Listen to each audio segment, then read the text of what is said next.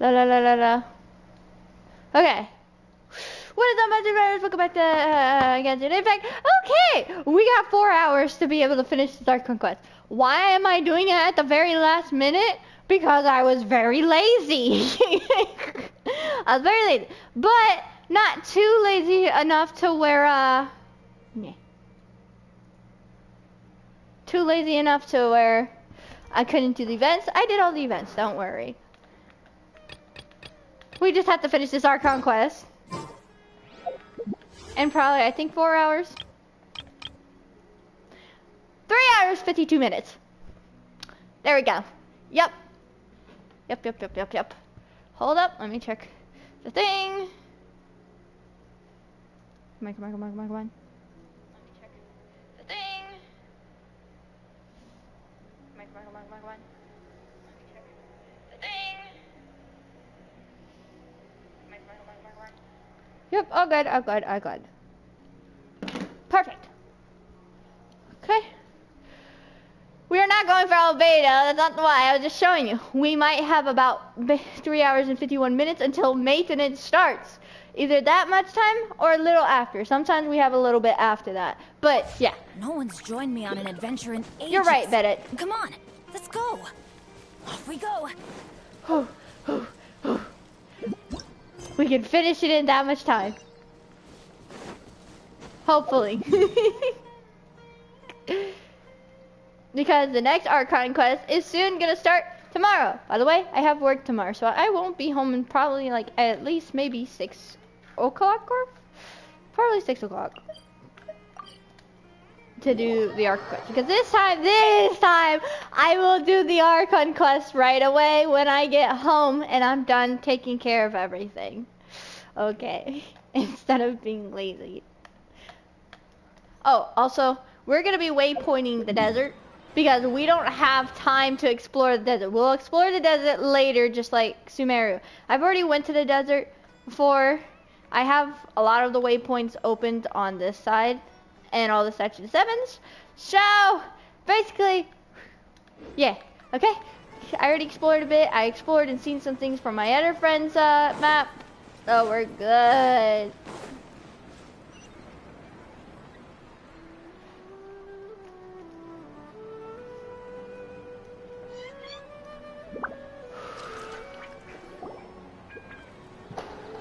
The bird! Oh, scared the bird away, probably. Ad Astra Avisask. We meet again, you two.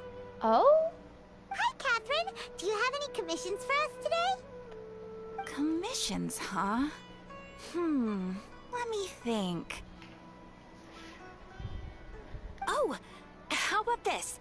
Please attend the Academia's Academic Symposium this afternoon and recite a love poem on stage. Ah, no! Wait, say what now? And if possible, please also use your camera to capture the reaction of the audience upon finishing the poem. Huh? What kind of commission is that? I feel embarrassed just imagining it. The audience would definitely have a reaction. I see. It appears that you're not interested in this commission. Yeah, very not. In that case, please go to Port Armos and convince the Eremites there to spend some time volunteering at the local orphanage. Oh? Hey, that's not any better. Isn't that just asking for a beating? Mercenaries and orphanages really don't go together. I'm sure the mercenaries will have some interesting reactions as well. Paimon's gotta ask. Just who exactly has been submitting these commissions to the Adventurers Guild? Yeah. Oh, the commissioner? Well, actually, I just wanted to see the two of you in action. You're not actually Catherine, are you? You're Nahida, right? Was it so obvious? I was hoping you would actually take one of those commissions. That kind of chance to observe humans doesn't come by often. Nahida! Ah, so it's Nahida. Paimon just knew Catherine wouldn't crack those kinds of jokes. When did you get into her head? From when she said, Ad Astra Abisask? So it's been you this whole time? Are you done resting up, Nahida? Yes. I've been sleeping ever since we parted ways, and I even had a really, really long dream. So the Akasha can't take away the dreams of gods? What did you dream about? I want to ask both of them! Dang it! I only get one! It's fine, we can go back in the archive and ask the other. What did you dream about? It was another dream about the Sub-Zero's festival, except it was a happy one. Aw. In my dream, I was sitting in the middle of a flower terrace, and everyone in Sumeru City was holding hands as they danced in circles around me. They danced round and round, and everyone looked really happy. I also got to sit on a gigantic flower carriage. Ferris, the Knight of Flowers, raised me really, really high above the ground, and I was throwing an endless amount of Yalda candies at the children. You know, Nahida, maybe your dream is how the Sub-Zero's festival really should be. It's meant to be a joyous time where everyone gets together to celebrate your birthday. Yeah. Huh?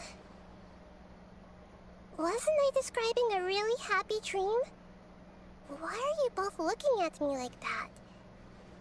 Wait, could this be an example of the emotion known as pity? No, we aren't pitying you. That would only make everything worse. We just don't want you to feel too sad. By the way, have you had a chance to visit Dunyarzad? How's she doing? The Homiyanis haven't allowed any visitors after the festival, so we haven't been able to check on her. Yes, I paid her a visit right after I woke up. She was resting at the time. Her condition is stabilized. However, since Elazar is a manifestation of the withering on the human body, we can only cure it by finding a way to take care of Irminsul's own withering. What? So we can cure it? Her condition has stabilized. However, since Elazar is a manifestation of the withering on the human body, we can only cure it by finding a way to take care of Irminsul's own withering. So we can cure it! There is a way! Oh my gosh! Kale and Dunyarzad is gonna be cured. Please just stay alive for a little longer. Where's the controller? Sorry, I had to move the camera a bit so you can see a But nugget for the also. moment, our top focus should still be figuring out what the sages are up to and what they're planning. If you're wondering why there's boxes on the couch, it's because the cats tend to ruin the couch, you know, scratch on it and try to, you know, and I don't want to feel like sitting on the couch. So the dogs are sitting in the chair. Well, I was going to sit in the... Dogs have their own beds though, don't worry. So they could have laid in the beds. Right. Who knows what'll happen if they manage to pull off another scheme like the Samsara of the Sub-Zero's festival.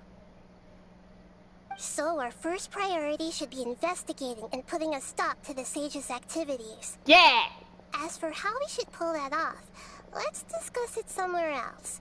There are too many adventurers around here. Oh, good point. Sorry, adventurers. We're gonna be borrowing Catherine for a little while.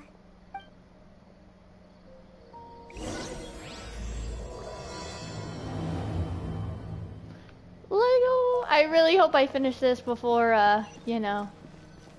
I'm probably not going to be able to. Let's continue our hopefully. chat here. Okay, so do you have any ideas on how we can investigate the sages, Nahida? Actually, I've already done a little bit of work on that. But for now, I want to hear your thoughts. Possesses a key figure in the academia, possesses a student, and infiltrate the sage's quarters. We could grab someone close to the sages and question them. I wanna pretend I'm a student. I wanna infiltrate. No way, that's too risky.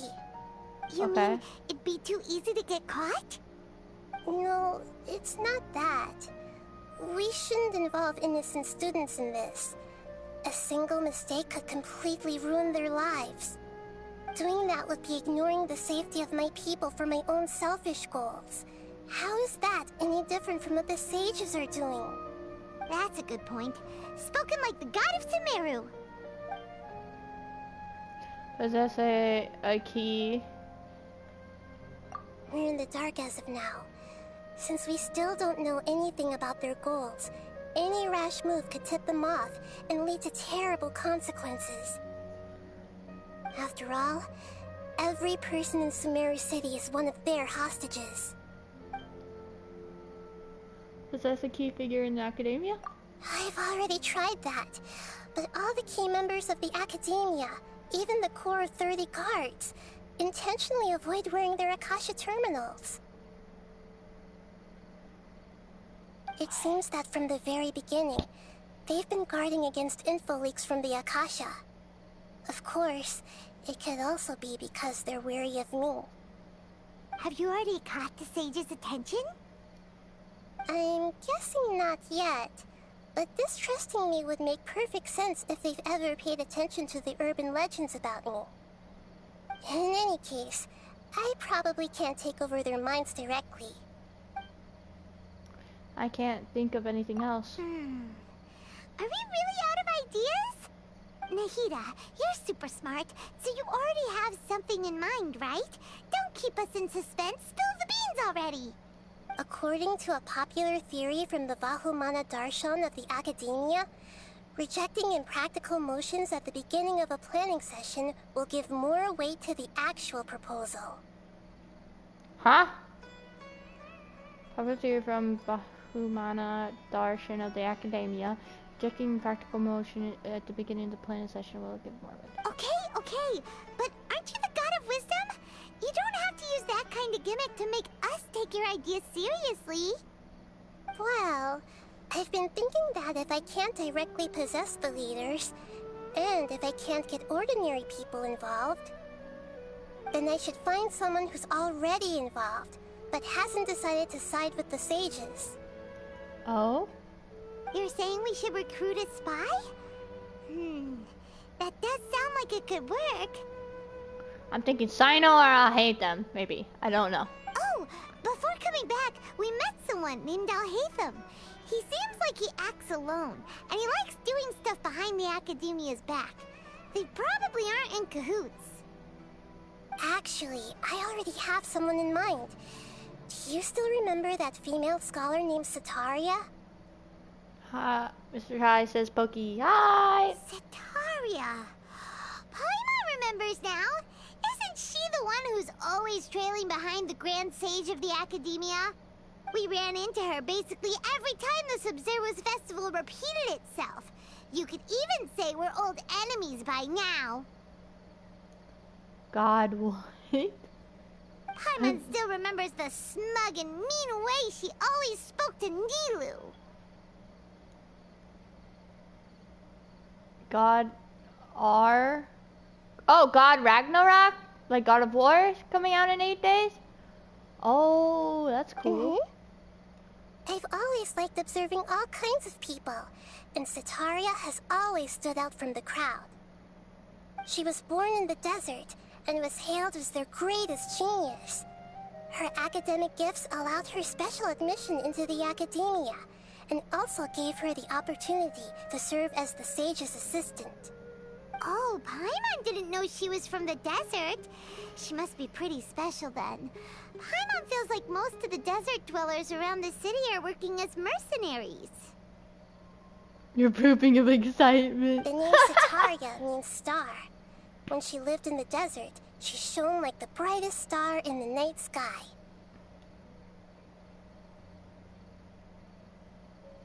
This is insane. I'm excited for the new update for Genshin tomorrow. Sadly, I have work tomorrow. But yeah. So I'm trying to finish this Archon quest in about 4 hours before. Later on, she was chosen by the sun. The star was given a place in the daytime sky to complement the sun's dazzling light. Star was given a later on. She was chosen by the sun, given a place in the daytime sky to complete. Soon after, the star witnessed the sun scorching the earth, which brought forth many disasters. Wait, soon after the star witnessed the sun scorching. Pokey, we destroyed the... Yeah. The star began to waver. Instead of staying beside such a sun, wouldn't it be better to return and light up part of the night sky? But in the end, she couldn't give up the radiance of daytime. To cope with her shame, the star buried her guilt and closed her eyes. Why are you a dog? I'm not a dog. This is just my dogs. Ow! Ow! Something's like biting me. This is no longer just a metaphor. It's those of Sataria's true thoughts, right? From the sound of it, Sataria's just hung up on the research opportunities here. What do you mean what happened? I'm not a dog! Can you... But she doesn't really support the academia. She still feels guilty about not doing more for the desert, right? She's just running away from her problems. No, I did not, Mr. High. Indeed. When they are presented with complex moral issues, many people will simply plug their ears and go with the flow until the problem can't be fixed anymore. She's suppressing a lot of guilt, but before she realized it, she had already become the sage's accomplice. She can't deny her part in their schemes anymore. Sounds exactly like the person we need. Are you too... No! Right. We must somehow make her face her problems again. That way, not only can we get useful intel from her, but she can also use it as an opportunity to redeem herself. Oh my god, yes, I'm 2 dogs! Are you happy now? From my past observations, Sataria will take a day off from the academia every 10 days to do some shopping in the city. Tomorrow afternoon just happens to be a shopping day for her. That'll be our chance. Oh, To prepare, let's go check out some of her favorite spots and have a quick chat with a few of the vendors there. okay, I wanted to check the archive for something, because there was a question in there also, and I didn't get to check it. I only could ask one question. But in the archive, I can ask them both.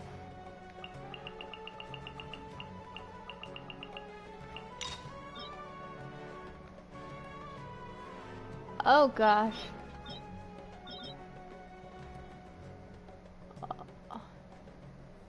What? Paimon's good morning. Nahida, wait.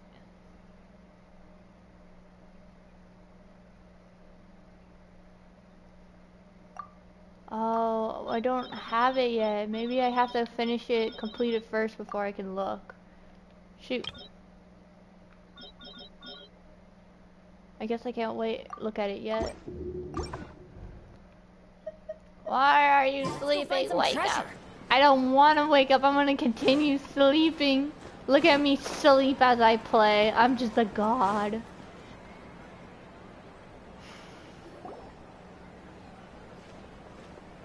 This should be Sataria's favorite fortune-telling spot. So should we ask the fortune teller about Sataria? No. No, I already have enough information on Sataria. The most important thing now is for you to pay attention to the vendor's talking style and key characteristics.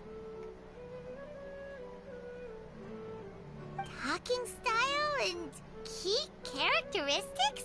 You will never be... My poor lost lambs. Have you become troubled over your fates? The divine voice of wisdom often echoes between mine ears. If thou be blessed today by the gods, I may be able to show you the way. Oh, you'll be in your sleeping dog. Nothing else. How could you, Mr. High? Huh? Really? Nahida, you've been whispering things to her? Shh. My friend here has some doubts regarding his future. Can we get a fortune reading for him? Of course, of course. In that case... 2 cats? Uh-huh. It would seem that Harut and Marut are quite wary of you. Perhaps, at some time in the past, You have somehow offended the gods. What? Genshin's bad. No, it doesn't. Genshin's amazing. Only mocking the god of Animo, questioning the lord of Geo's financial savviness, and brawling with the god of Electro. Do those count? Oh, nothing. Go on, pick an aspect for her to divine. Divine my prospects in health. Health! Health prospects. No problem at all. No, it's not. Shut up, Mr. High. You just don't like how long the story is. Oh. Or maybe you don't understand the story. The gods have spoken. The truth shall be revealed. Your life shall continue on for many tens of thousands of years. Impossible. Wait, what? Harut, Marut, did you two spoil my divination? I've never read a fortune so absurd. I watched One Piece. You think I care about how long the story is? One Piece is amazing. No, it's not!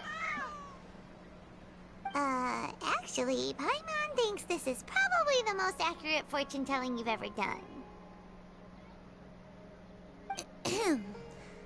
I admit that the orientation of today's celestial matrix is suboptimal. As such, there will be no charge. Is that so? Well, that can't be helped. I played twice and it sucked. No, it didn't!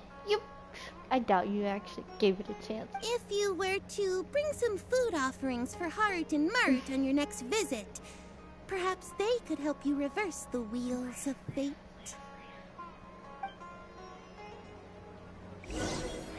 I got a text. What did I get? Oh.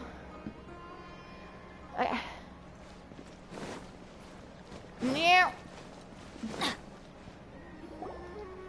How dare you, sleeping dog? Is this another one of Sataria's favorite stalls? Yep. It belongs to a king. His father helped Sataria a lot when she first moved to Sumeru City, so she still comes by whenever she has time. When I start talking with him, listen carefully to the details of our conversation. Ah, dear customers. Would you like to look at some pottery? We caught wind of your great craftsmanship, so we specifically came to take a look. Oh no, it has awakened. Oh, I recognize you. Aren't you Miss Catherine from the Adventurers Guild? Sounds like I'm in for some big business. Speaking of, where did you learn this trade? I suppose you could say it all started with my dad. He's a mason by trade, but I picked up an interest in clay while apprenticing for him. Go back to sleep. No, never. After that, I began making pottery by myself in secret. And I simply changed trades when my works turned out well. Although it's a pity that I'm no longer making much use of the knowledge provided to me by the Akasha. That's nice. You're making a living doing something you love. So is your father still working as a mason? Oh no, not anymore.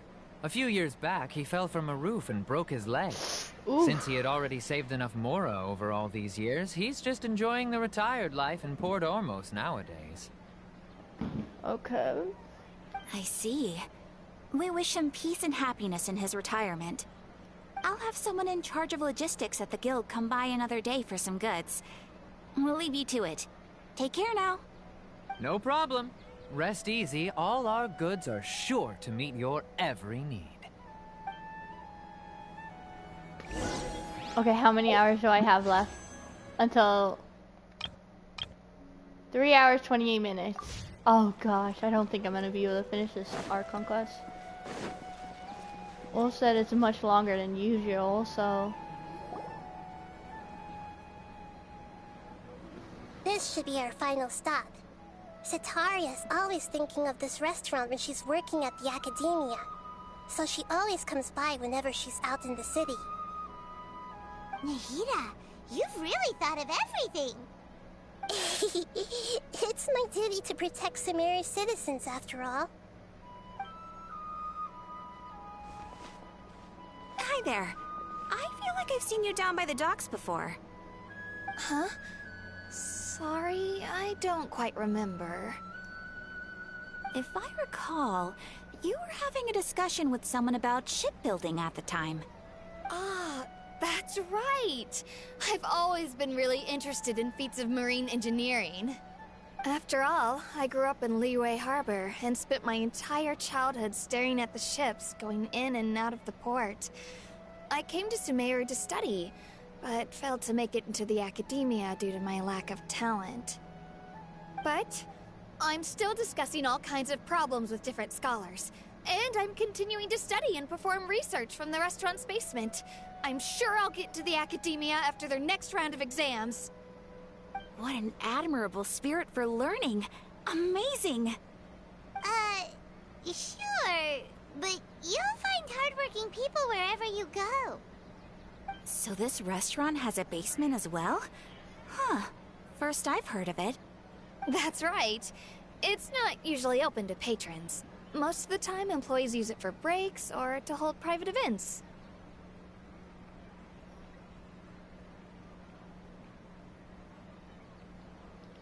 I see. Guess that makes sense. Well, good luck with your studies, Miss Chishan. Thank you so much. As long as I can make it into the academia as an official student, I'll be happy.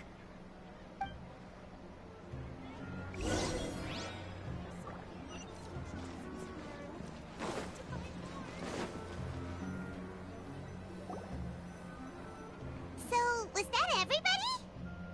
Mm-hmm. 3 familiar faces should be enough for Sitaria. What's the point of all the information we've collected? Nahida, you still haven't told us how you're planning to make Sitaria face her problems. Sitaria is already used to avoiding her problems, so we must find a way to break through her usual sensibilities. I remember that you mentioned that the Eremites in Port Ormos are all making a fuss about the upcoming resurrection of the Scarlet King. Although it's all just a boatload of nonsense, the fate of her homeland may turn out to be Sitaria's soft spot. Oh, Paimon gets it now! You want to take advantage of the guilt Sitaria feels about her homeland. Although she knows she should return home to help the people of the desert, all she's done is conspire with the sages. If King Desert was to criticize Sitaria's actions, King Desert was to make demands of Sitaria. So, how do we set that up?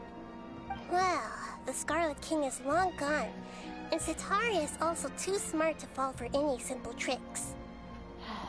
If we simply engaged her under the guise of the Scarlet King's believers, she would definitely be wary of us, and we may not get anywhere. But if we were to borrow some of her close acquaintances to talk with her, her reaction would probably be very different. So, you mean you're going to possess those people we just talked to? Yep. Possess them through the Akasha. Imply that they've already converted to the faith of the Scarlet King, and then convey our made-up will of the Scarlet King. As long as everything goes smoothly, we'll get through to Sitaria for sure. She'll never guess that we had anything to do with it. Ah, so that's how you're going to use all the info we collected on these people. It's so that you won't slip up and break form. Possessing them will only work if you can manage to pass off as them. Exactly. So, best of luck with impersonating them. Huh? Best of luck? But we don't know how to possess anyone. That's no problem at all. I'll just share all their senses with you once I've possessed them. As long as you're also wearing an Akasha terminal, the effect will basically be as if you've possessed them yourself. What? Huh. That is pretty convenient. But why does he have have to do this. Can't you do it yourself? Although I've been observing humans for a while, I've never been good at imitating them. You're not wrong. It's always been painfully obvious whenever you try to pass as Catherine. Alright, I'll try my best. If it was at all possible, I would have preferred to leave these people alone. But seeing how things are now, I probably should just accept it and push on. Yeah, don't beat yourself up over it. We're only doing this to help everyone, and we'll only be borrowing them for a little while anyway. Alright, then let's give it a go tomorrow afternoon.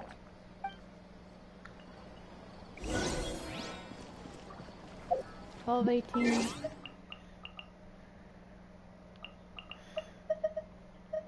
Oh yeah, if we don't finish this, we'll try to finish it tomorrow when I get home from work, but I'm hoping we finish it. And we're gonna be waypointing because we don't have time to explore everything. So, yeah. That's all it does.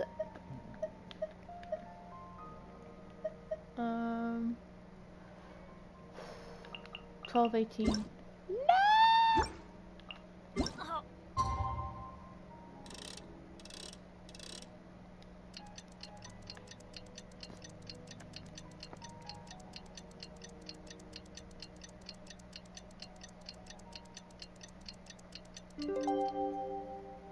Wow. Where did that come from?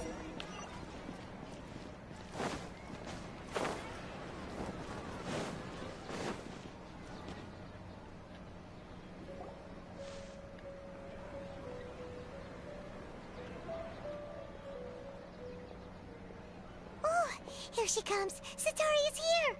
Let's quietly follow her. Once she starts talking to her acquaintances, we'll find a safe spot to begin possessing them. As for how we'll sway her to our side, I'll leave that to you. I trust you'll know what to say. Paimon's starting to feel kinda nervous. Okay, let's go. Looks like they've already started talking. Let's find a hiding spot and get started.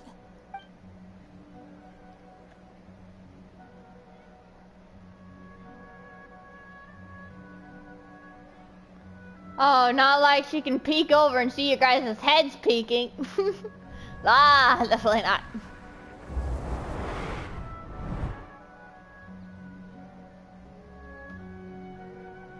That's right. You really can't force anything when it comes to love. And besides, everyone around me has a very different background and outlook. Are you still listening to me, Nabiya? Oh, of course I'm listening. You were talking about troubles with your love life, right? I heard everything you said. Okay then. You just seemed a little distracted for a moment there. Strange. Your cats seem pretty worked up. Is something wrong? I always thought they were quiet, happy kitties. Oh, what are their names again? Ah, Harut Marut. Ah, that's right. They are just little darlings, aren't they? Harut and Marut. So, which fortune do you want me to read for you today? You must have come for another echo of the divine voice of wisdom. I'd like to get another reading on my love prospects, but to be perfectly honest with you, I feel like I've been a real mess recently. A mess? Well, could you do a reading on how long it'll take me to finish my current project at work? I really just want to get it over with. I hear you. No problem at all. The gods will reveal the truth.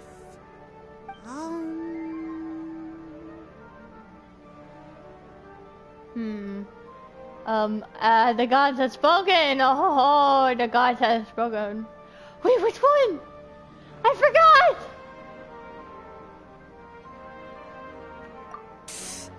Sorry, your new laugh is just so hilarious. I couldn't help it. Oh, please pay no mind to those kinds of details. The gods are asking, Setaria, why haven't you gone home? Why haven't I gone home? Do the gods really know everything I've been thinking about? Setaria, why don't you just go home? It's a demand now instead of a question. The gods seem to be truly upset. I'm sorry. I know I failed the gods. Please pass on my most sincere apologies and ask for their divine forgiveness. And if I may ask, Nabia, is there a specific god who's speaking to you right now?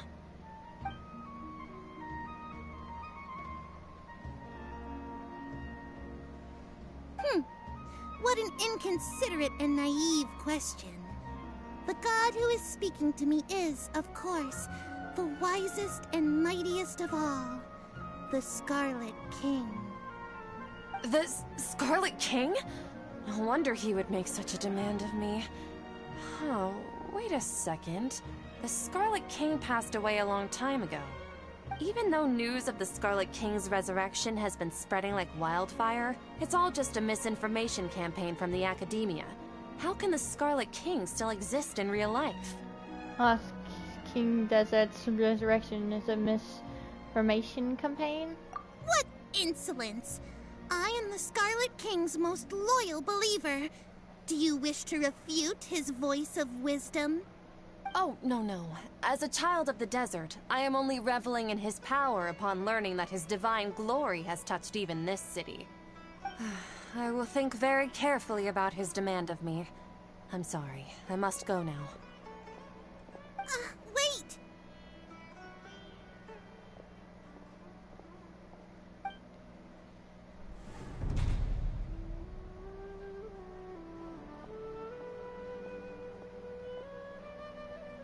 Whoa! She just ran off in a hurry. She looked pretty upset, too. Well done. Setaria didn't seem to suspect anything amiss. To have something she's been trying desperately to avoid show up out of nowhere and berate her, that must have shaken her to the core. Aw, Nahida, it seems like you understand human emotions really well after all. All I know are some abstract Harava-taught theories. In any case, my time with you has shown a lot of them to be utterly useless. I'm still trying to make sense of everything. Anyway, enough of that. Let's hurry and catch up to Setaria. He's out of Keem's now, right on cue. Let's get ready to possess him right away!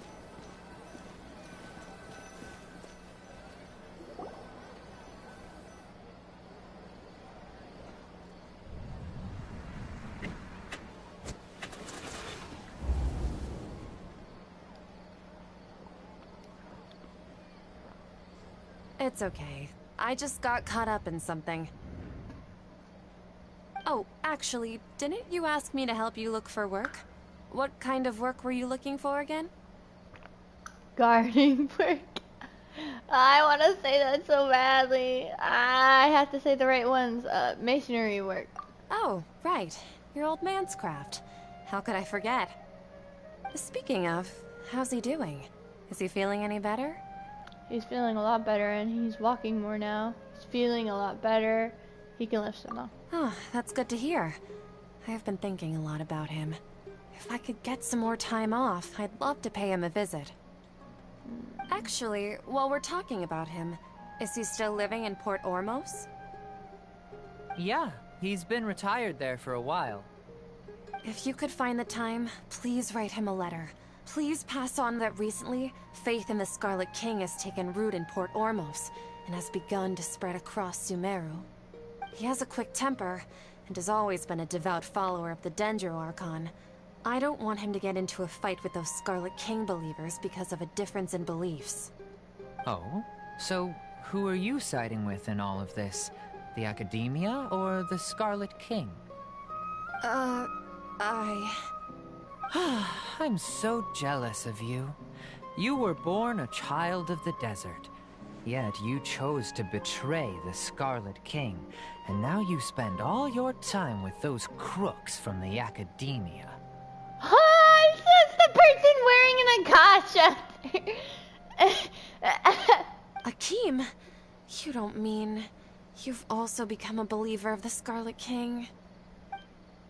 What's so strange about becoming a believer of the wise Scarlet King? In fact, aren't you the strange one? The one who still can't pick a side? Can't pick a side? Me? Whoa! Paimon had no idea you'd be so good at this. Mm-hmm. Before I knew I really started getting into the role, I was too harsh with her. You really zeroed in on the issue and put it right in front of her. It might feel a bit overwhelming for Sataria. But once everything is over, I'll be sure to pay her a visit to her mind and explain everything. Anyway, let's keep going. Oof. Oh. Come on! Sataria's already started talking with Shishan. Oh, I didn't...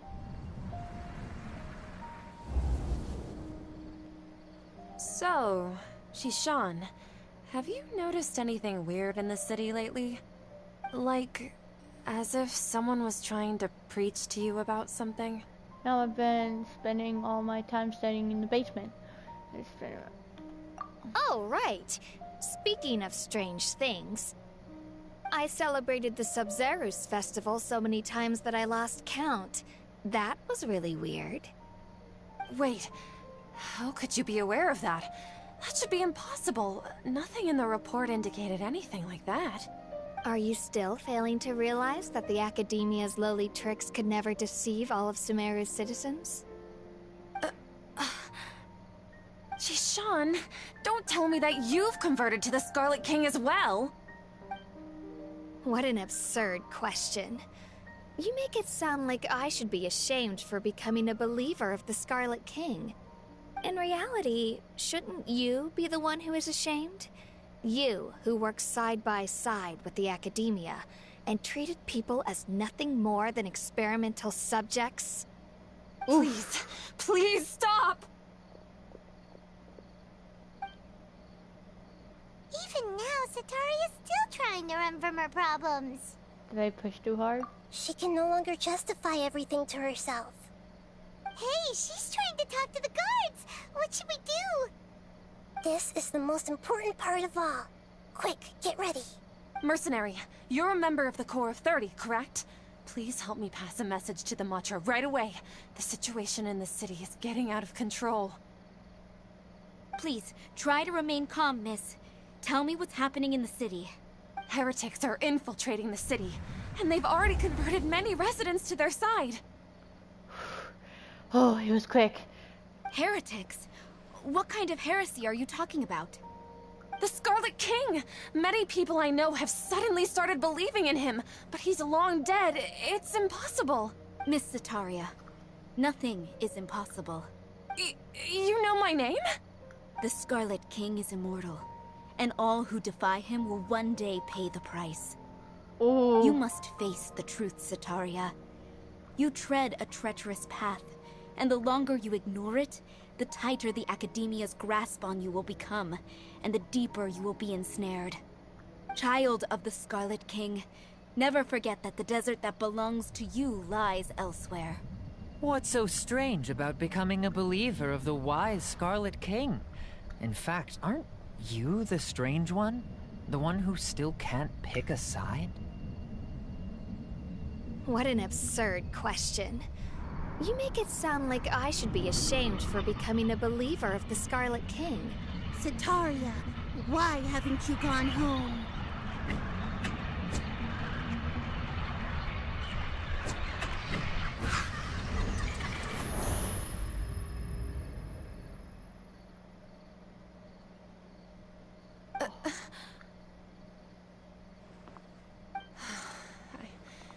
It seems that no matter where I run, I only keep finding more believers of the Scarlet King. I have to say, this is a familiar feeling. I've also been running from my guilt this whole time. Guilt over my part in the Sage's plans, and from ignoring the letters from the children of my homeland. But no matter how much I may try to ignore or get rid of it, my guilt always comes back.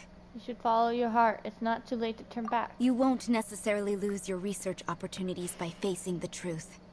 Besides, Did you really want to conduct your research while carrying such heavy feelings of guilt? How do you know me so well? Are you truly just a believer of the Scarlet King? Or are you the god himself? That's not important. The important thing is to pass judgment on the academia and its sages, and to correct their mistakes. If you could provide some assistance in this matter, perhaps it could serve as a form of atonement. I've actually never believed in the gods, but I've always believed in serendipity. Your appearance must be a fated opportunity for me to get out of this wretched situation. Please tell me, what can I do for you? Great, we've finally convinced her. How much do you know about the sage's current activities? I was just one of the designers for the massed dream harvest scheme, which is what happened around the Sub-Zeru's festival. But I know very little about the full scope of the overall project. I'd assume that only staff with the highest clearance would have access to those confidential documents. I've just been working to meet the Grand Sage's specified requirements. However, there's something that's been really bothering me. I heard that a scholar who was previously expelled has returned to the city, and even the sages are still quite wary of him. An outcast that even the sages are still wary of? To fight against the academia, we will need to figure out the nature and the purpose of their work. Is there a way for us to get access to the confidential documents you mentioned? It should be possible if we're willing to take some risks. After all, I'm an assistant to the Grand Sage, and I've been working on many tasks outside of the project. One thing, though, I won't be able to transfer the documents to you through the Akasha once I get my hands on them. The sages have always closely monitored all activities within the Akasha. Let me see... let's use the most primitive method. Send someone to pick up the documents tomorrow evening at the Academia entrance. The Academia entrance? Wouldn't that be too conspicuous? Don't worry about that. I assure you, this won't be a trap. I'm only suggesting this location because it'll draw more scrutiny for me to leave the Academia again. It'll be safest for me to distract the guards long enough to hand you the documents. Alright, I trust you. So, if I were to successfully complete this task, would it mean I've atoned for my wrongdoings? That'll depend on the judgment of the Dendro Archon. The Dendro Archon. That's right.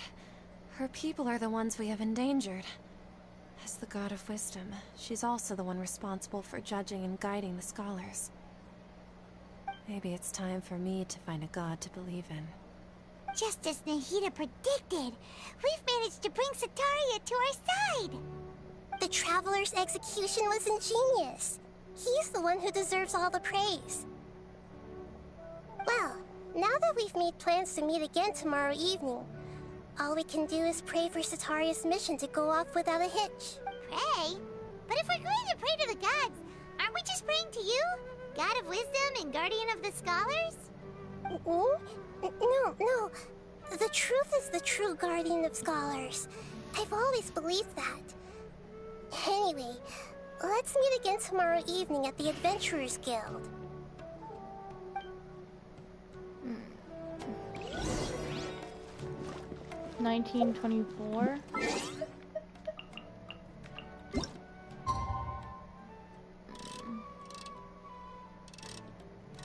She said tomorrow.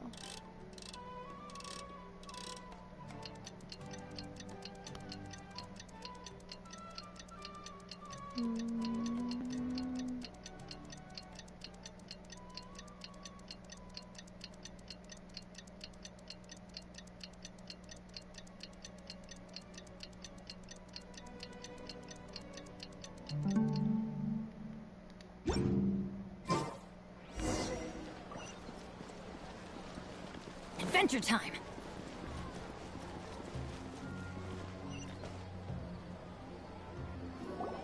Catherine, we're here! Oh, you are the other Catherine, right? That's right. I suppose I'm the other Catherine in your mind. Can't we just call her Nahida? Shh! We're on a secret mission tonight, so we need to protect Catherine's identity. Yep, Paimon's right. We cannot fully rule out the chance that the meetup tonight is just a trap. Oh, Paimon was smarter! If something were to happen, my existence may be the only trump card we'll be able to play. After all, the Academia should still be unable to confirm the existence of my consciousness in the outside world. Yep, exactly. Just what Paimon was thinking. I somehow doubt that. Anyway, enough about that. Let's just make sure to be on our guard. Speaking of which, don't you feel something is off? Off? What do you feel is off? It's just a little too quiet around here. It's the middle of the night. Of course it's quiet. You're not getting paranoid, are you? No, I think he's right. It really is a lot quieter than usual. If you look around, there seems to be fewer people on the streets. I'm not sure if this is the case for the entire city, though. Huh. Maybe it's just a coincidence. Maybe Sataria figured out a way to not only distract the guards, but also to get everyone to go to sleep early, just so we can exchange the documents in peace. I also can't quite figure out why things feel a little off. But now that we're here, let's go ahead and meet her as we planned. Well, regardless, as long as you're here with us, Paimon feels a little safer. The doctor. I saw a trailer of the doctor. Is this right now? Huh. There really aren't many people out right now. Oh. Let's hope it'll be this quiet in front of the Academia, and that Sataria managed to distract all the guards. I would imagine it to be a little later until I saw... I don't know. Oh my gosh, there really is no people. What?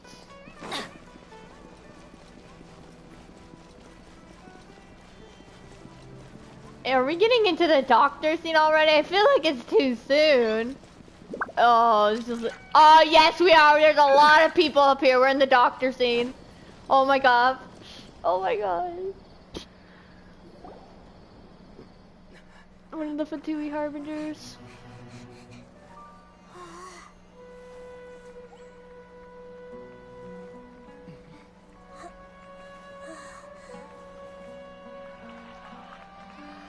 What are all these people doing here at this hour of the night? Ah, the triumphant hero returns at last. And to a rather spectacular welcome, even if I do say so myself. You're the outcast, expelled from the Academia. Indeed I am. Although these days they tend to call me the Doctor. Dottore! Oh my god! If you're looking for your researcher friend, she has already been taken into confinement. With some basic caution, she could have discovered the listening device on her person. Clearly, she lacks the degree of rigor expected of a true scholar.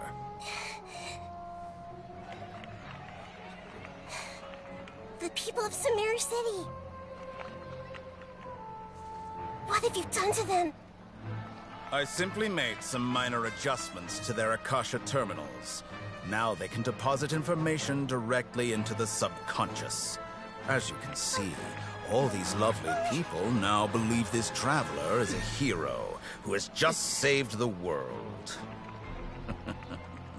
My experiment is a success. And now it seems they can no longer hold back their sheer adoration. No, what should we do? These are all just regular people. Leave now. You need to get out of here. But that guy's a Fatui Harbinger. We can't just leave you here. Nor can I abandon the people of Sumeru.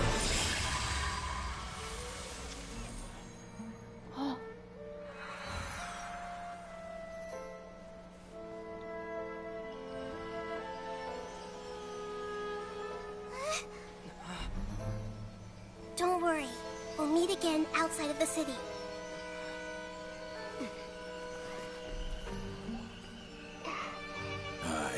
see. You appear to have overridden their mental faculties with your own consciousness. To possess such a powerful mind, you must be the god of wisdom. Oh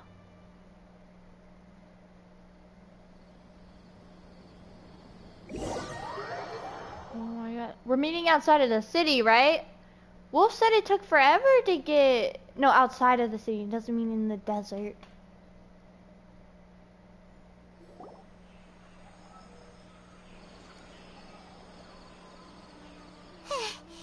This should be far enough. Paimon needs to catch her breath first. Oh my god. Is Nahida going to be okay? We only made it out because of her. She can jump between mines. Hopefully she'll be fine. I'm not sure. That guy was pretty terrifying. Paimon wasn't counting on running into a new Harbinger here. Let alone such a high-ranking one. That guy was number 2. So scary. He called himself the Doctor. Remember, Tainari told us about him. Sataria did say that someone who once got expelled from the academia came back recently. And that even the sages are wary of him. Yep. Sounds like she must have been talking about the Doctor. He underestimated the scale of this problem. We underestimated the number of parties involved. Yeah. Now that the Doctor's in the picture, we're no longer just dealing with the academia. They're in cahoots with the Fatui. But what are the Fatui after this time? Another Gnosis? Most likely. We need to find a way to reunite with Nahida. Yeah. Things would be a lot easier with Nahida's help. Nahida said we'll meet again outside of the city. But we can't just keep waiting around, right? Let's start our own investigation. Let's go find someone else who might be involved. You mean... Let's go find Tainari! Oh, right! Wasn't he invited by the sages to work on some project when we were staying with him in the Vidia Forest? That has to be the same project. Even though he turned it down at the time, he might still know something. There's no time to lose. Let's go to Gandharvaville. Yeah. So we can't go back in the city, huh? I can somehow still go back in the city. I want to see if they're still up there. Well, if these people are out here, they're most likely not up here. Okay.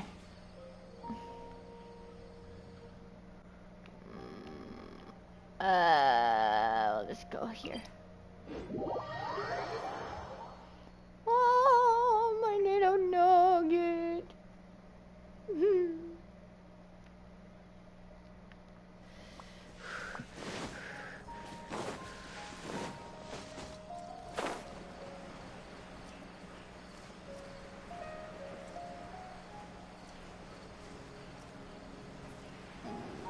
We don't have time to get chest. We don't have time. We have like, we're just, in my 2 hours and 54 minutes, so basically almost 3 hours. We're probably not gonna finish this. If we'll.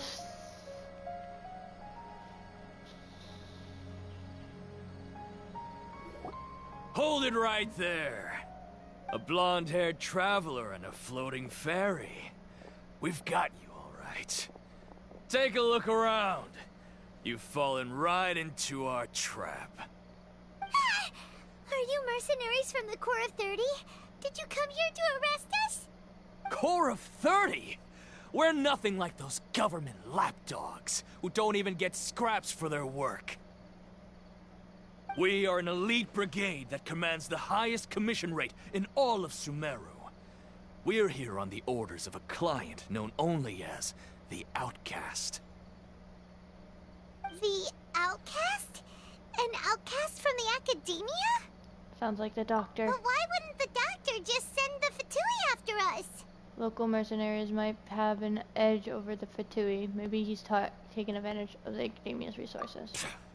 Still wasting time on idle chit-chat. We'll shut you up soon enough. Get them! You're up, Traveler!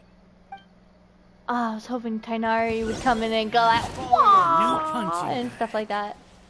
Oh, oh no. Everybody Reggie's gonna die. Let's light it up! Gotta make sure they don't hit him. Think you can get away? Yahoo! Oh. Let's play! Close enough.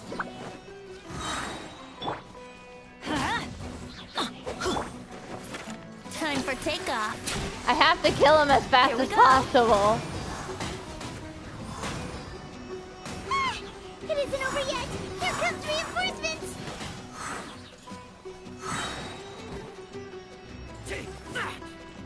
Think you can get away?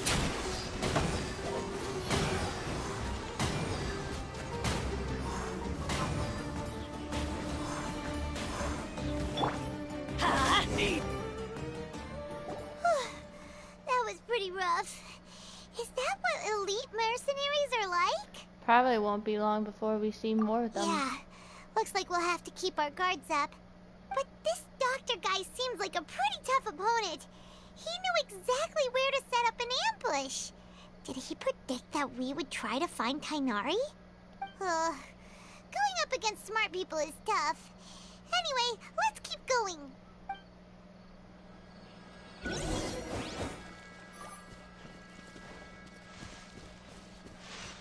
Adventure time.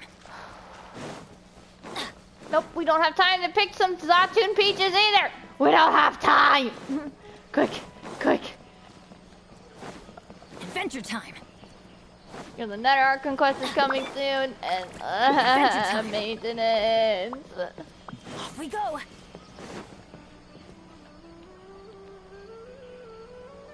Oh, Kale. it's the Traveler and Paimon.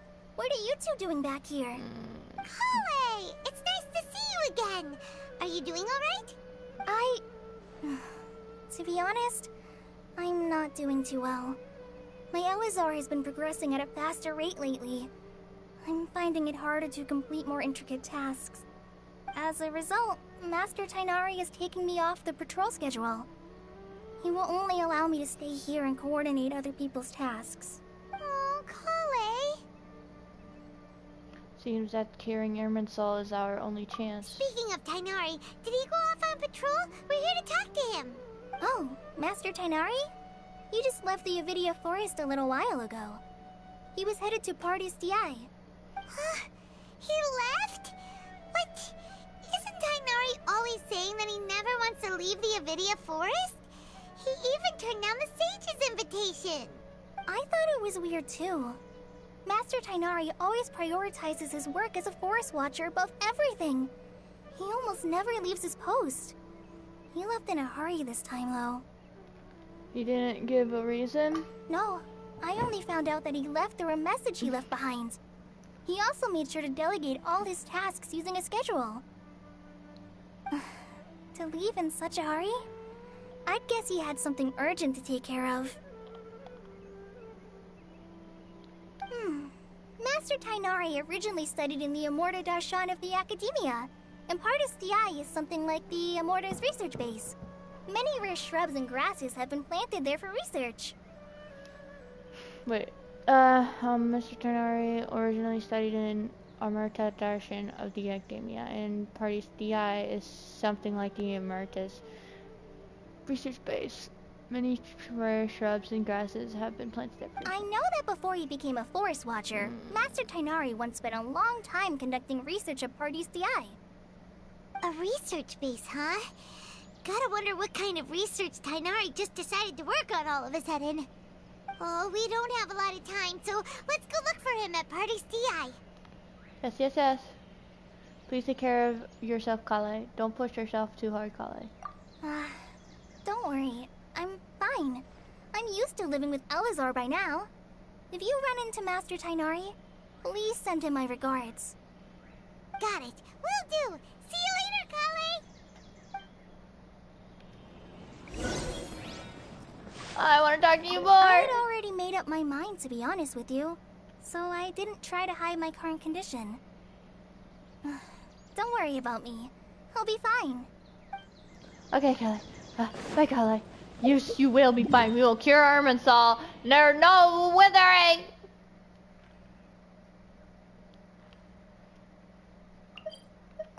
I wonder if that's actually true. If when we cure Irminsul, they say there's no withering, but we're gonna see withering and still just for only the gameplay. But for the story, there's no withering.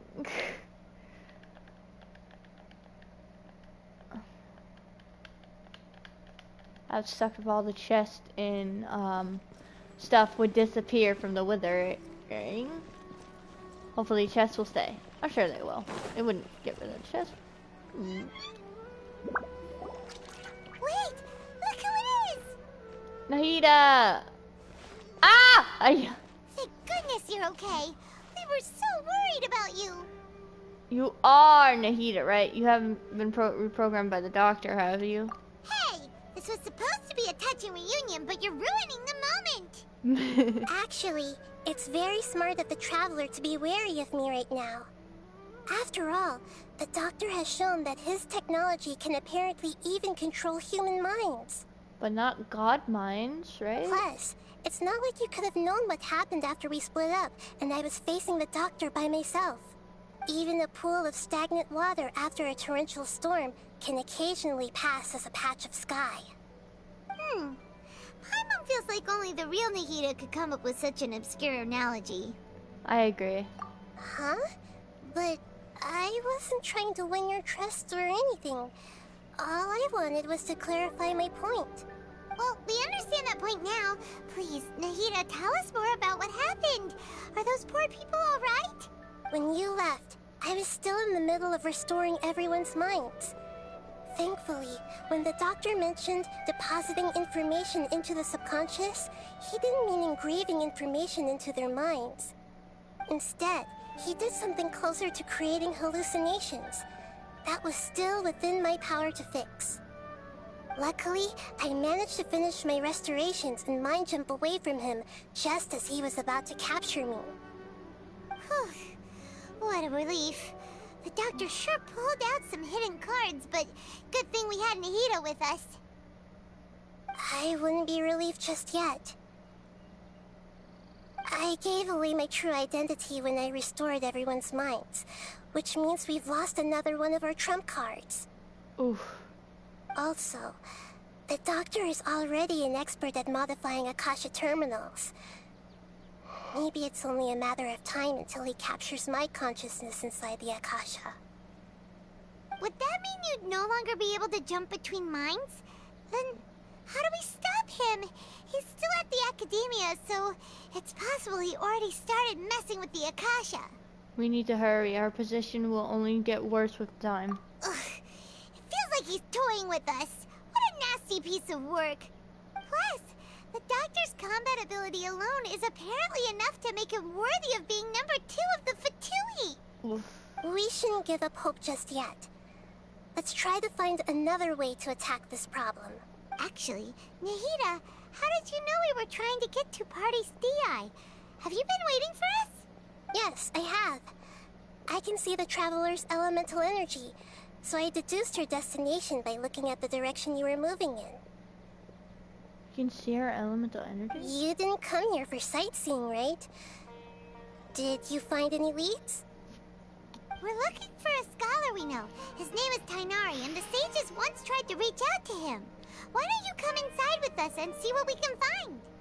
Okay, let's just hope we won't get him into trouble.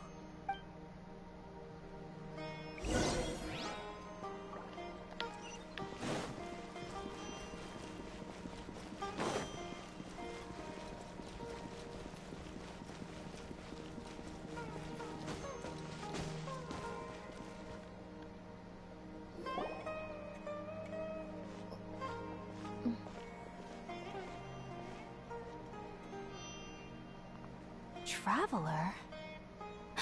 It is you! Hypatia. Ah! The Hypatia. voice! It's Hypatia! Hypatia. I can never... Locked aim, no speed. Didn't expect to run into you here. Ah, what a pleasant surprise! It's so nice to see the two of you again. Very echoey in here. Who's this? She's a scholar we met in the Avidia Forest. when we last saw each other, she was still training in the, what's it called? Satyavada life? Oh, I see. That's right, we're old friends. You've come at just the right time. Ever since I've come here, hardly anyone has even talked to me. Hypatia, you're way too excited about this. Actually, for you to leave the Avidia Forest means... you're not in training anymore? Wait, no. Did you already finish your training and reach Pariporna life? What do you think? My consciousness has already managed to make contact with the divine. You did it! Congratulations! I'm really happy for you. You're truly amazing. It's so exhilarating to share this sublime joy with others at long last! When my consciousness made contact with the gods. What a supreme and unparalleled experience that was! That sounds incredible! Actually, we're here for Tainari. We're in a hurry, so let's chat about this next time. Oh, alright. Actually, please wait. I haven't forgotten my promise to you. Huh? Remember? I promised to help you understand what you saw from Irminsul once I gained deeper insights. My current self has not only gained true insight, but I can even help you establish a direct connection to the consciousness of the divine. You can do that? Do you believe her? I've never heard of anything like that, but if you want to give it a try, I'll do my best to protect your consciousness during the process. Hold on. I brought some spirit borneal with me. This is still a crucial part of the ceremony. We're using that incense again? All right now. Hold my hand. I'll help you establish a pathway to connect your consciousness. Okay. Ready?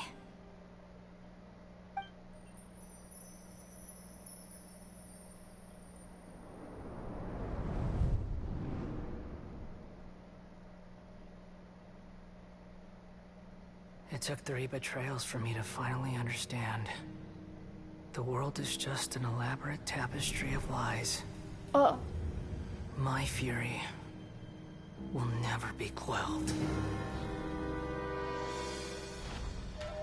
The first to betray me was a god. My creator. My mother. Valuing strength above all, she saw no worth in me and I was discarded. The second was a human. My family. My friend. Consumed by fear, he saw me as an abomination. The third was one exactly like me. A hope for the future. A fledgling barely out of the nest. Powerless before his mortality, he broke his promise to me. He died! Humans, they can't be trusted. And the gods fill me with pure loathing. So I said good riddance. I denounced the world and laughed in its face. My chest will never again be defiled by worldly filth. I will scrub away every last trace of human emotion. Then it will be empty, a blank slate, and ready to receive a supreme gnosis, brimming with pure divinity.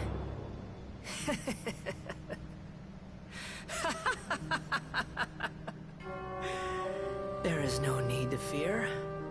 The pain will be brief. Your era is coming to an end. Wait, the third one seemed like the kid died. Does he understand what death means? What was that? Oh, Paimon saw too. This is neither the Greater Lord's consciousness, nor King Desert's consciousness. Did we actually just see the Balladeer's memories? Everything matches what we know about him. But how is he connected to the divine consciousness that Hypatia was talking about? You saw it, right? You felt it, right? Such a majestic god! Such a noble will! Such sublime emotion! What? Alas, shame. If only that which beats within my chest wasn't a filthy mortal heart. Oh gosh. Oh great and merciful God, please grant me forgiveness and salvation. Do you understand now? I'm afraid this is no periporno life, but rather... Wake up, Hypatia. Ah! You! Why are you so mean to me? Why is everyone hiding from me? I found divine wisdom. Shouldn't I receive praise and honor? Haven't I uncovered that light in the darkness? Hypatia? That's how I always thought everything should be. Wait. Have I already lost my mind? Yes!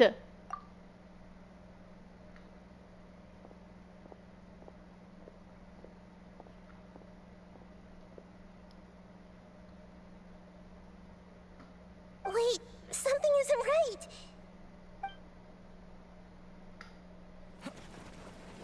What? Oh no.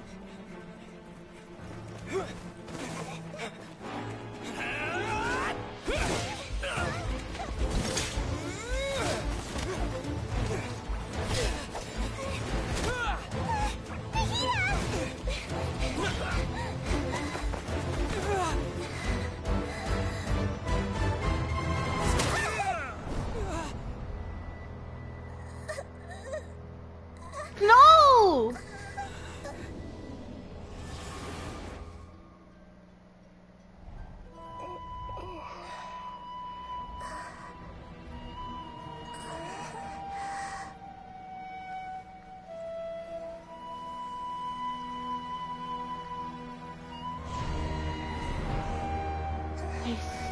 You?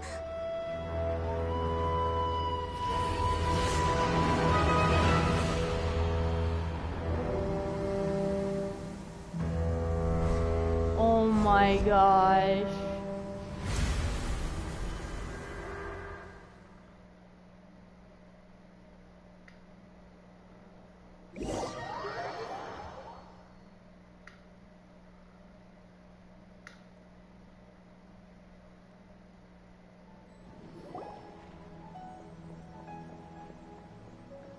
Tainari and Paimon? Okay, we finally lost him. Are you okay, Nahida? Wait, no. Something feels different. You're back! Oh, the Traveler's back? It's me. What just happened? Nahida was controlling your body for a while. It seemed like she jumped over to you as an emergency measure right before the Catherine puppet was destroyed. After that, Tainari heard the commotion and came over. He helped us defeat the mercenaries and then he ran with us all the way here. I wanna see Tainari fight! Dang it! This time she didn't just transfer her mind into my body. Our minds swapped places.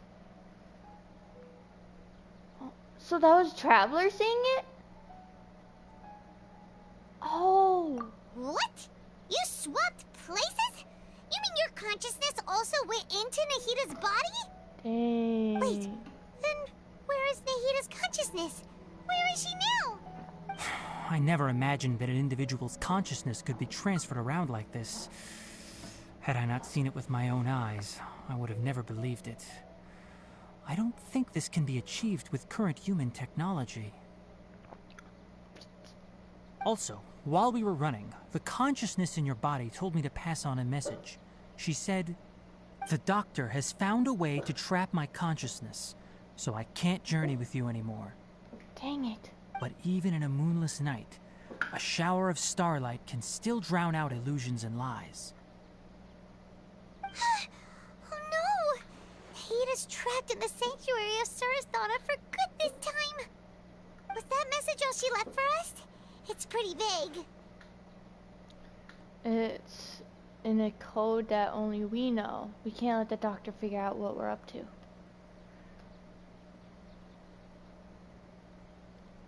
Oh, that makes sense. Since the doctor captured her, she won't be able to say anything without him knowing. She's being extra careful. Even in a moonless night, a shower of starlight can still drown out illusions and lies. Huh. Paimon knows the moon illusions and lies are from the alchemical divination at the Sub-Zero's festival. Didn't Nahida use a starlight analogy before? It had something to do with Sataria.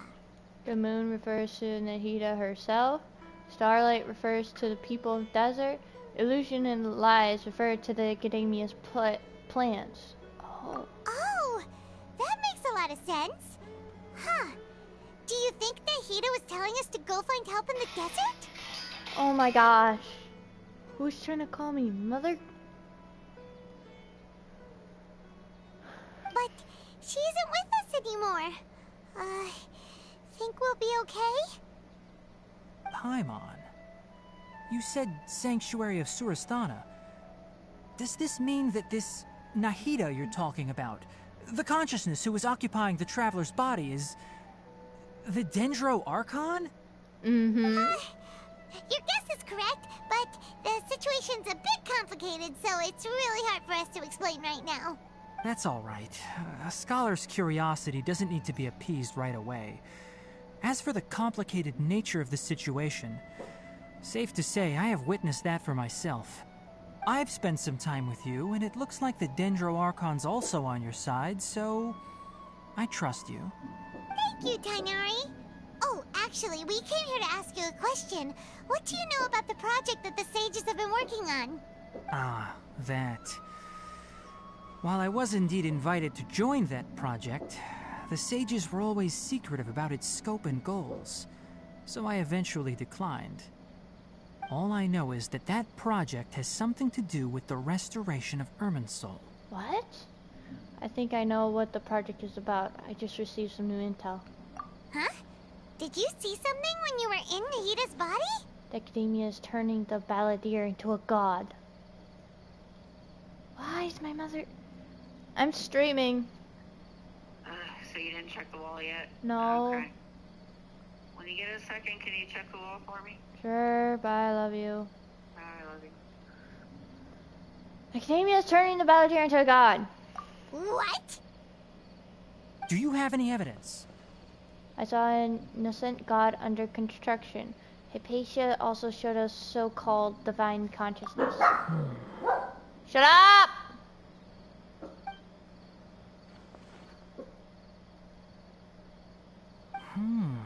So that's what happened.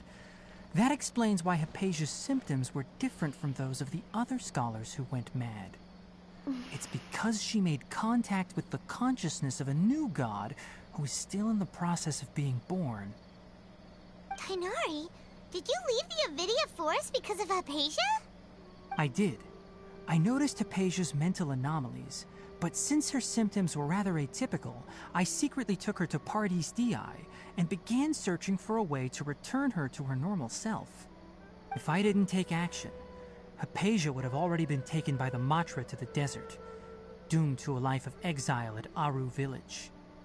Now that you mention it, I knew the Academia has never thought particularly highly of Lesser Lord Kusanali, but I still didn't expect them to do something as arrogant as creating a new god. Looks like I made the right decision by not accepting their invitation. The Fatui is also behind of this. The Fatui may fan the flames. The Doctor and the Balladeer. We have 2 Fatui Harbingers in Sumeru. Sounds like we're in for a bad time. From your description, I don't think they've completed their project. There may still be room for us to intervene. But then, what is the connection between creating a new god and restoring Irminsul? Yeah, it feels like we're still nowhere close to figuring out the sage's goals. Let's head to the desert for now. We must stop them no matter what. Right. We've pretty much gone over everything we need to know, so we should head out. How about you, Tighnari?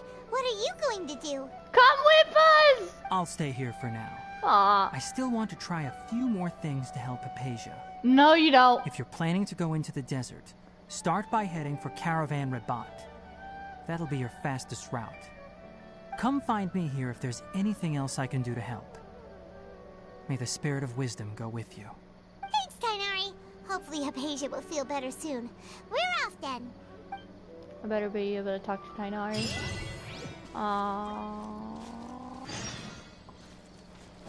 Okay, let's go.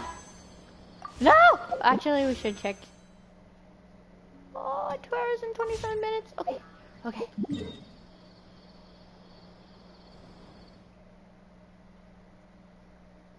Yes, I knew this place we would go to.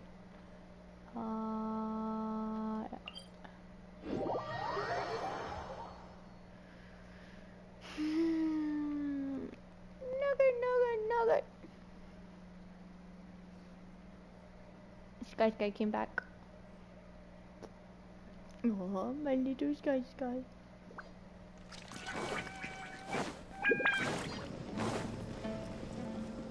Gemma, you have a bed. Go lay down. There's literally 2 beds on the floor. Well, 4 actually, but 2 of them are for the 2 big dogs, and the other 2 are for the smaller ones. Well, Biscuit's laying in her bed. We finally made it to Caravan Rabat. It's pretty lively here. Yes, it is. So, just past this wall is the desert, huh? Oh, wow. Paimon remembers hearing people call this the Wall of Samiel. It's made to block sandstorms from the outside. Oh, if it's this tall, it's gotta be the divine work of Greater Lord Rukkhadevata, right? It is indeed quite impressive. Truly awe-inspiring. Enough gawking. Come on, follow me. I hate them. And Paimon really is the best travel guide of Teyvat. Yes. Huh? I did not expect to see Al-Haytham right now, and I always knew Paimon is the best. Al-Haytham, where did he come from? Over here. Oh my gosh! Ah! Al-Haytham went that way! Let's hurry up and follow him. Wonder what he's up to. Go, Al-Haytham, go! He's so fast! Adventure time! I want to see him. Oh, hello, Jack.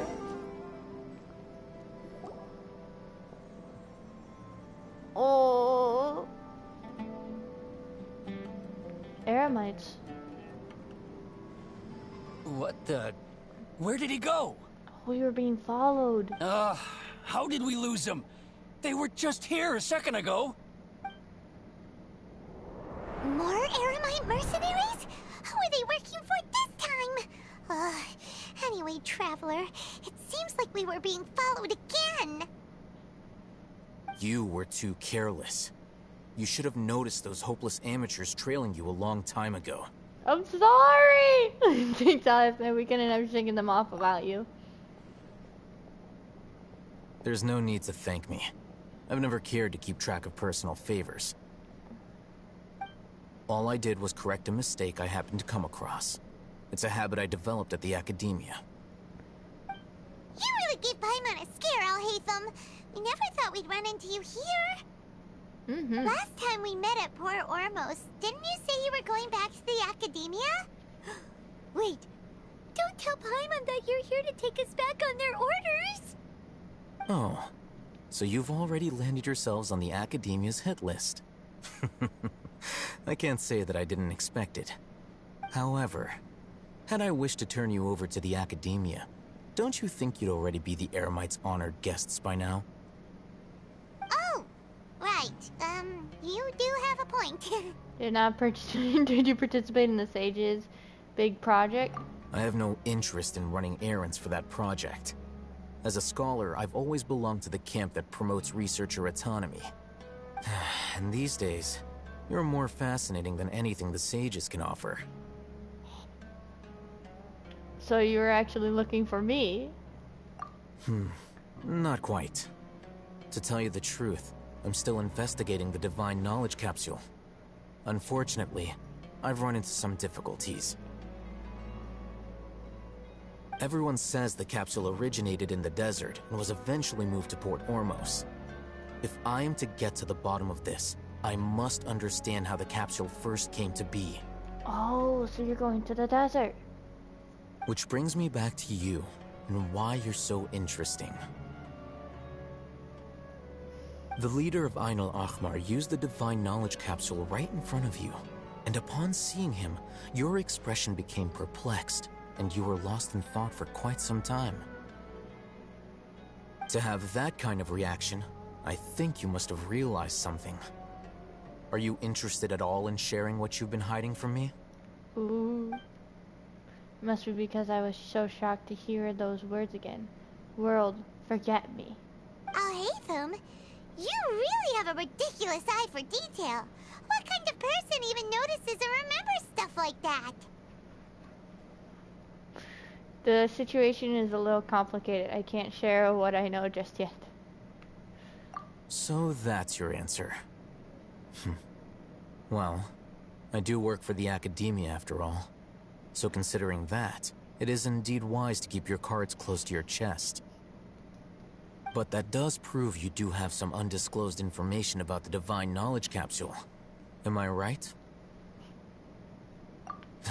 No matter. Rather than simply learning the answers from you, I'd still prefer to investigate on my own. Speaking of, you two are also headed to the desert? Yes, come with us. That's right. We have the same plan as you. But we don't really have any concrete goals at the moment. Then I'd suggest starting with Aru Village. It's the largest settlement in the desert, so it'll probably have more resources and intel than anywhere else. Well, would you like to head there together? Yes! Sounds good. Let's head there together then. It's always better to travel with someone you know. Let's go! We don't get to run with him. I wouldn't mind running all the way to Aru Village with him.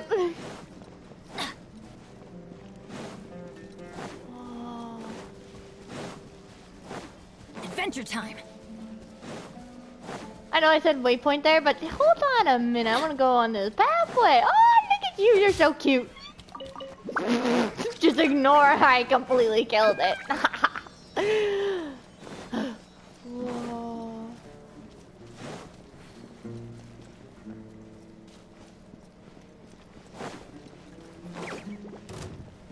I would love to explore right now and everything, but I've already explored a little bit before that I was supposed to. So, we gotta go now. As you can see, I'm telling the truth because I have some of the waypoints and statues of the sevens all unlocked. But like, I'm freaking out because I really like Al-Haytham. He's like so cool. I want him. I'm missing all the character banners to save up Primus for him and his weapon.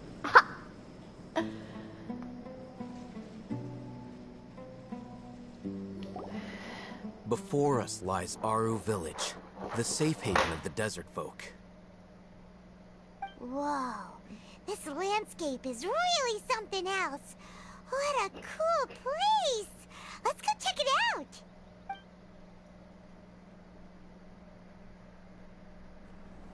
Perfect minute, I found my game froze. I was about to get a bit mad. A scene? Wow.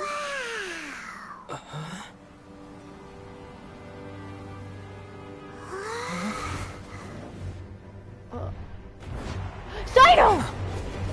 Cyno.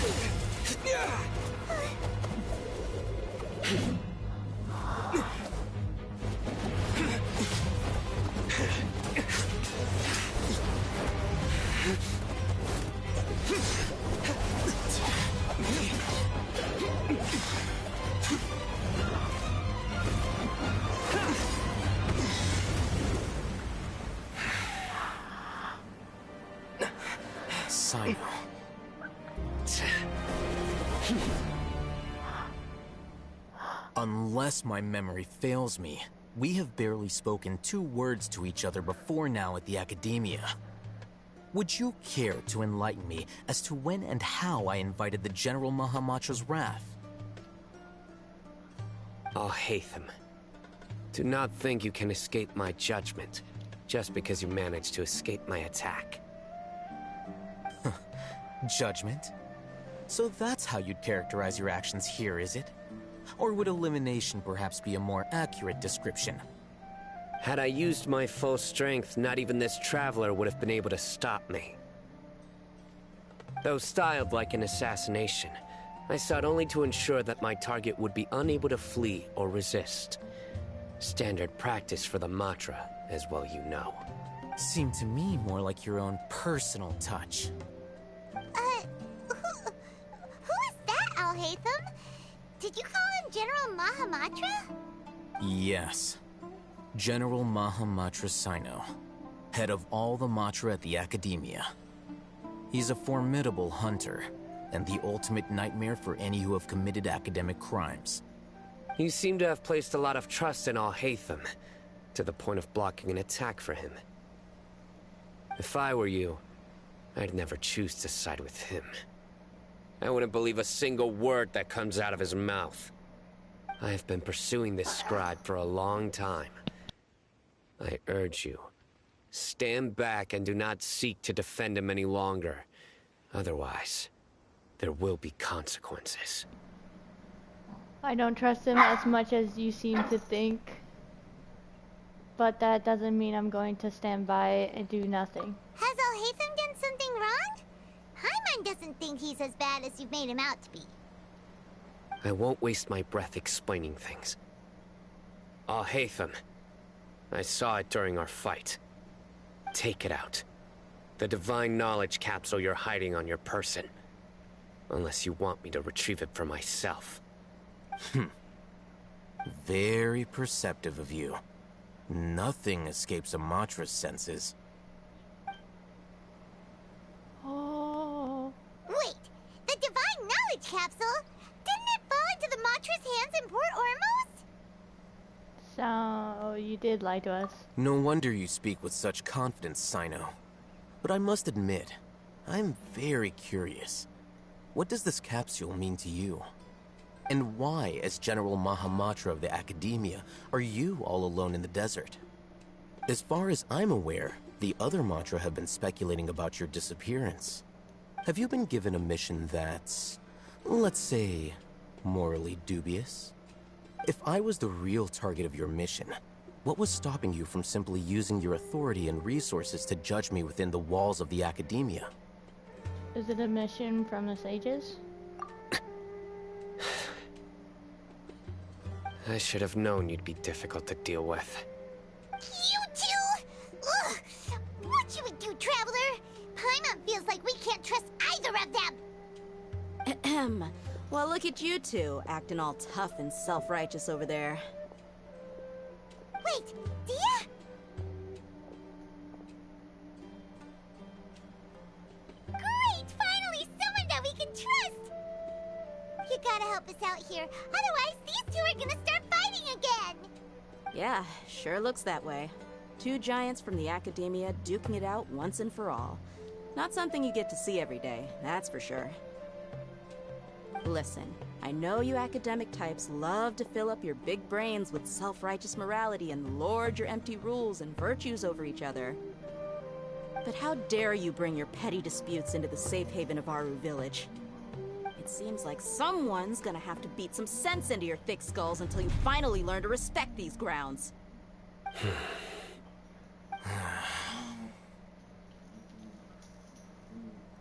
Neither of them can afford to be distracted by Dia. They're still looking for an opportunity to attack. Hey, did either of you hear a word I just said?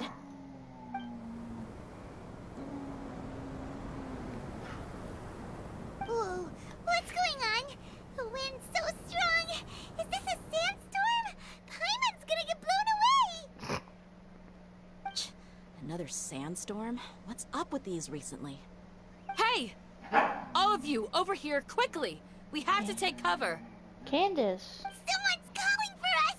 Oh, this wind is too strong! Let's get over there! That sounded like Candace. Come on, you two. Jeez, are all of you Academia folks such hard work? Move it! All right, stop yelling.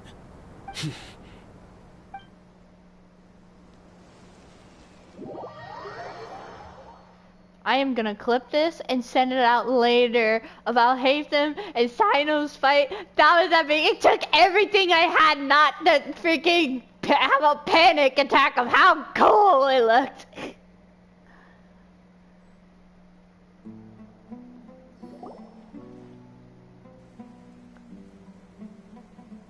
Oh my gosh, they're together. She's so cool.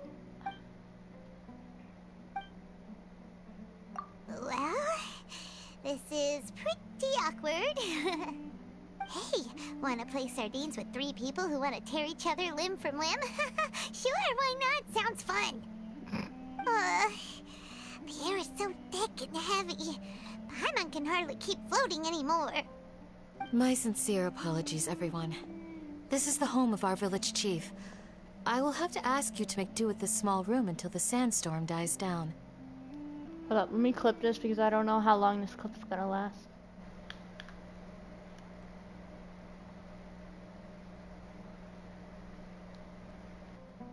I'll just clip this part again too.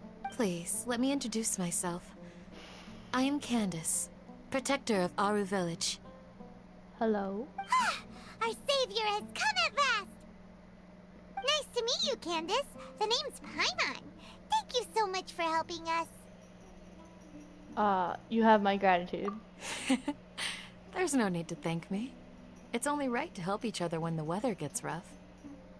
Wow, she's so gentle and caring, like a nice older sister. Unlike those guys over there. All right. Now that we're all better acquainted, we should return to the topic at hand.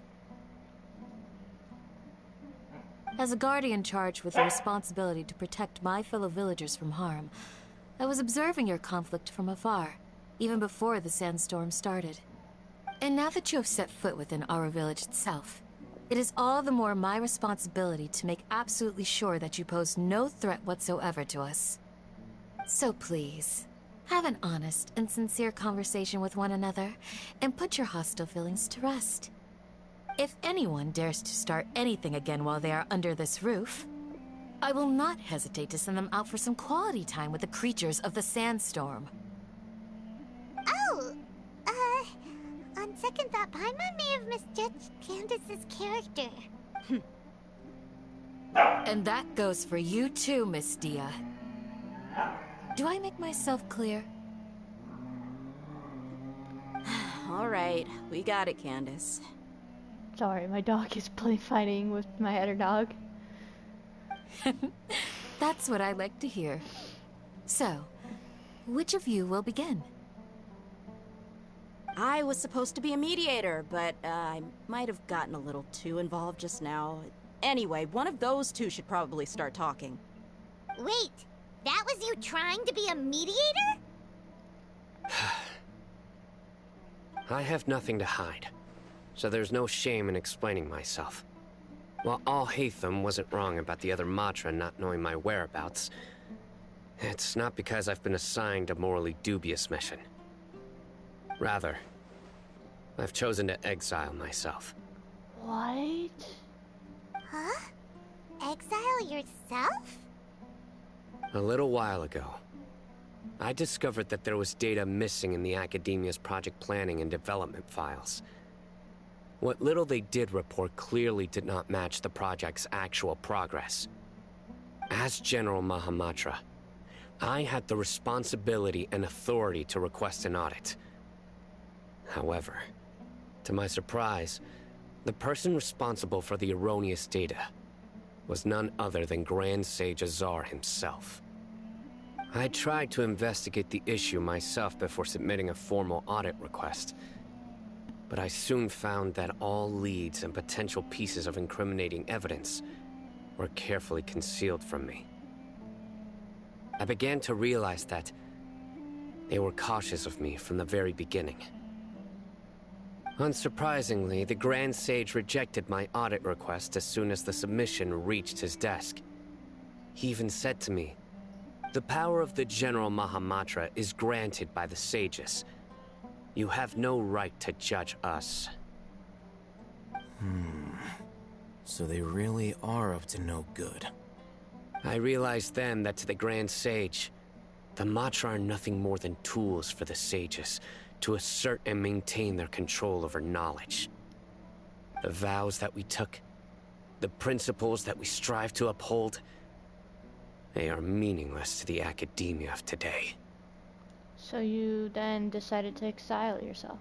I believed it would be wise to flee the academia before the sages had a chance to take action against me. This way, they can no longer see nor predict my actions. I will never give up on this investigation. There's no need for someone else to give me power or authority.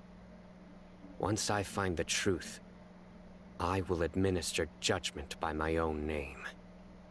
Sino seems to have the same goal as us. We're all investigating the sages. Plus, now that he's no longer the General Mahamatra, he somehow feels a lot less scary. It's still too early to trust him completely. What if the whole story was just made up?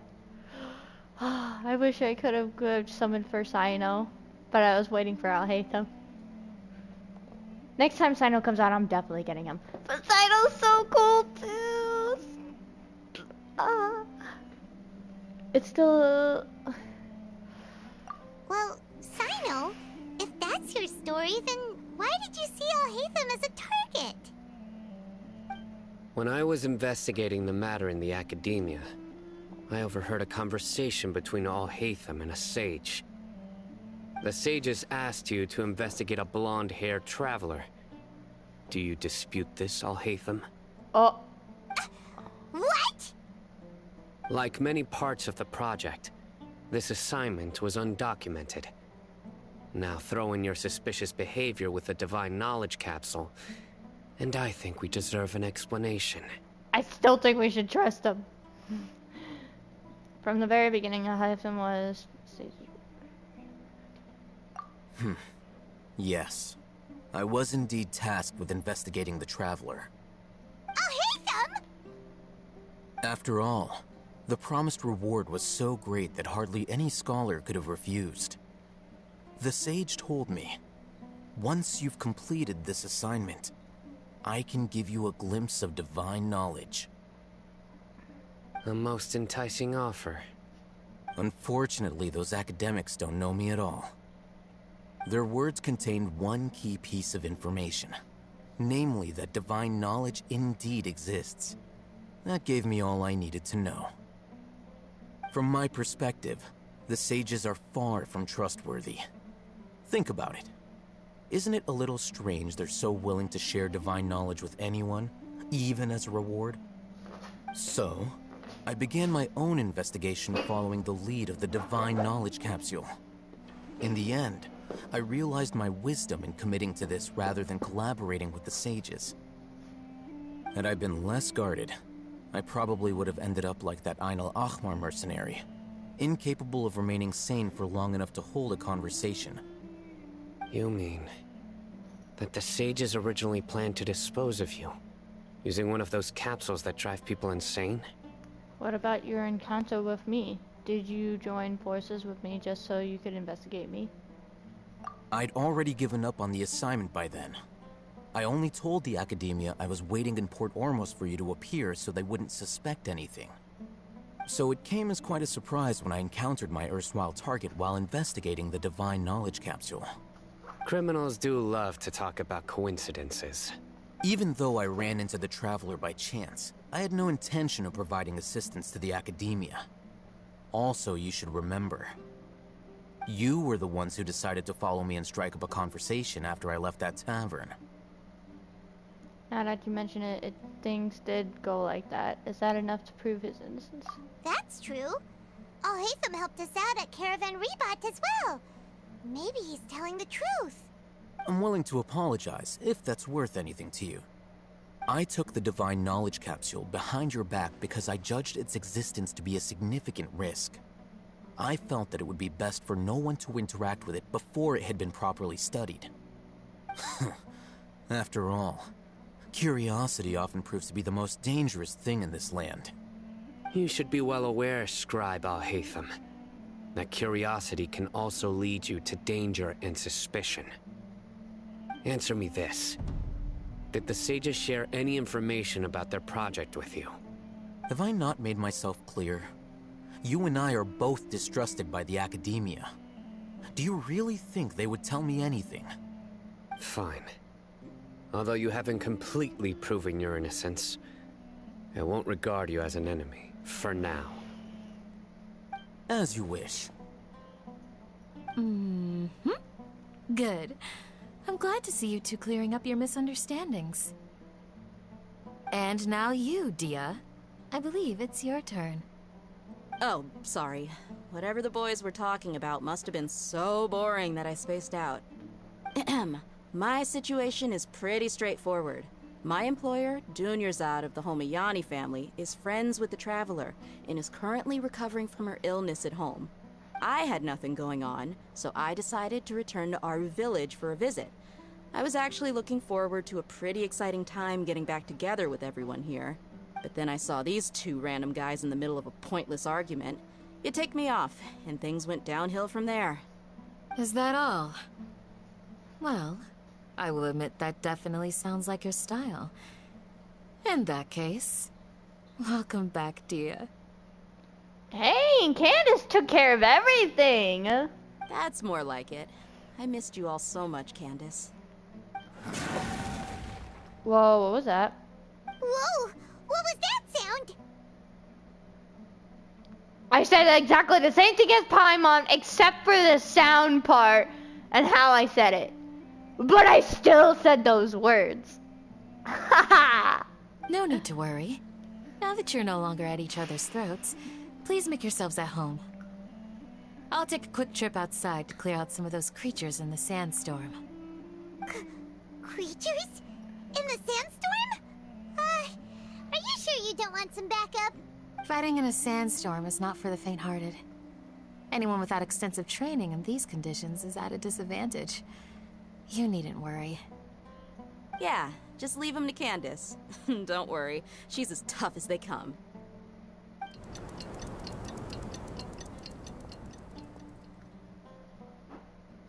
The winds died down. That means the sandstorm's over, right? Candace still isn't back yet, though. Is she alright? Maybe we should go out and check on her. When you put it that way, even I'm starting to feel a little worried. Alright, let's go. We've been here long enough, and the boys are as chatty as the floor. Oh, well, at least let them stay in the house so I can talk to each and one of them. They're so cool. I love their fight. Their fight was so amazing. I hope they one day trust each other and become friends. Where's the marking thing? Oh, it's out here. Yes. They must be friends because they're both cool. Let's see. Candace, I believe she's okay, honestly. She's pretty tough. I seen stuff on the trailer, so that's how I know. Come on, load. Come on, load. I want to see some sick fighting from Kansas. Candy.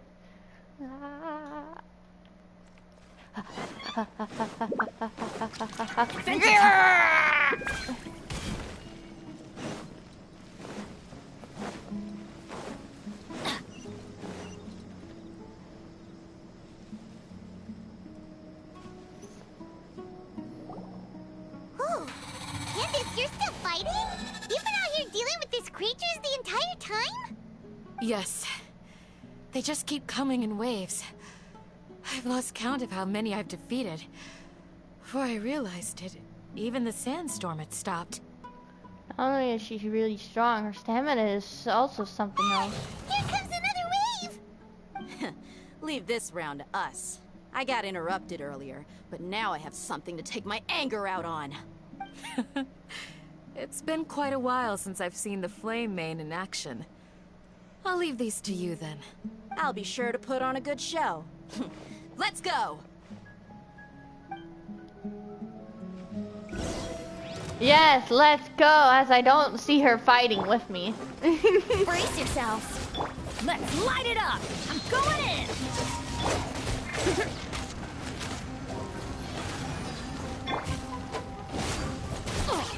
Off we go.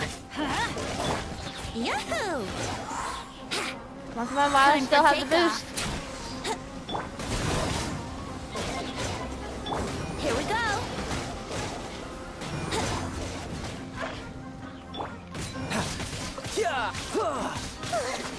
Here comes another wave. When are they ever gonna let up?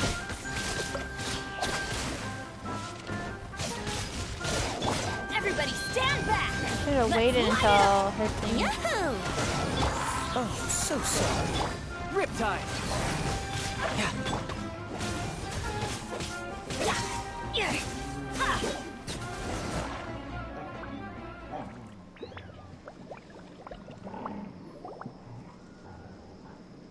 The creatures stopped appearing. Was that the last of them? What we fought just now was probably the aftermath of the sandstorm. So we should be safe for the time being. Well fought, everyone. No injuries, I hope. I'm guessing he's the chief. Who are you? My apologies. I haven't had a chance to greet you yet. I had my hands full taking care of the village's elderly and children. You're an elderly too. I am the chief of Aru Village. Knew it! Everyone usually calls me Uncle Anpu. It's a pleasure to meet you, Uncle Anpu. Sorry for all y'all. Sir, I am also originally from the desert, but I have not been back for some time now. May I ask if such sandstorms are common? I can't say they've always been common, but recently the storms have become increasingly severe and frequent.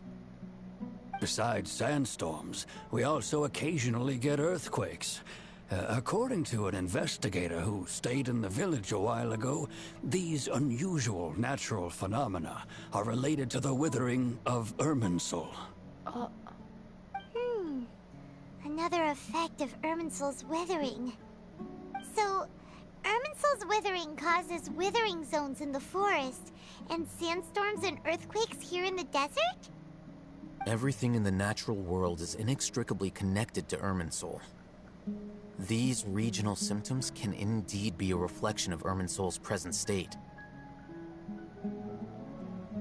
And everything in the natural world is strictly connected to Irminsul? So not just Meru then? These regional symptoms can indeed be a reflection of Irminsul's present state. Everyone in Aru Village needs to take good care of themselves. Speaking of which, why haven't I seen a single village keeper since I got here? Village keeper? Who are they? Village guards like Candace? Does your curiosity know no bounds? Village Keeper is how Aru Village refers to mad scholars exiled here by the academia.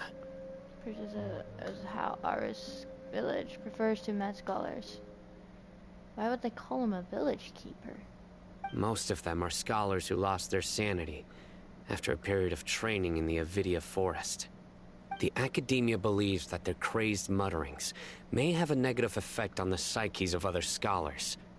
So, they're forcibly exiled to the desert. Though if you ask me, it's all a boatload of nonsense.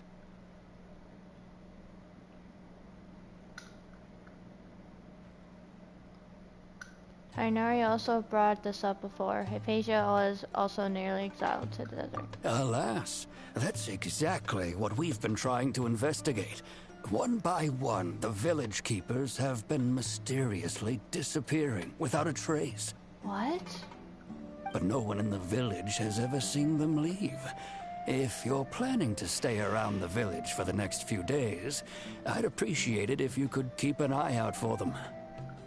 I've had encounters with those people in the past. I'll see what I can do to help. The Matra are the ones responsible for their exile. Now that you're no longer with them, are you trying to alleviate your guilt and atone for your past sins? I'm fascinated by how you think. Mock me if you will, but if you are guilty, I will eliminate you, regardless of my position or identity. Oh, you're the former General Mahamatra. You must be an expert in these kinds of investigations. Thank you for your help. I'll help too. Is it because you're reminded of Hypatia? Oh, these poor scholars. First they lose their sanity, now this! We need to help get them back home, safe and sound. But, is it really a good idea to tag along with Sino? You seem like you really don't trust him. That's why this is a great opportunity to watch him. It'll be fine. Dia and the others are here too. I'll be grateful for the assistance. No doubt you will do a better job than some of my former subordinates. Let's start by finding a spot to share what we know so far. Traveler, you can trust Sino and I'll hate them. They're good. Adventure time. Or maybe I'm just way too trusting on everyone. But I believe they're good. Trust. Off we go.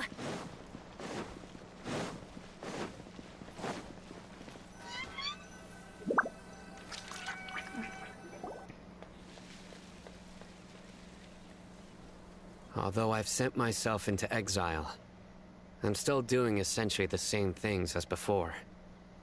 Do you still have any questions for me before we start our investigation? Why do you refer to the mad scholars as village keepers? One of my former subordinates told me that this title has its origins in a strange incident. The Academia has long exiled mad scholars to Aru Village. A mysterious phenomenon exists here. When mad scholars first arrive, they are as incoherent and deranged as before. But after spending some time here, they invariably begin to calm down. What? Initially, the people of Aru Village greatly resented having to take in the mad scholars. But a strange incident one night changed that. Aru Village was struck by the strongest earthquake in living memory. Seeing buildings on the verge of collapse all around him, the then chief of the village was preparing to take everyone to safety. Suddenly, he noticed a mad scholar crouching in a corner, caressing the ground with his hands.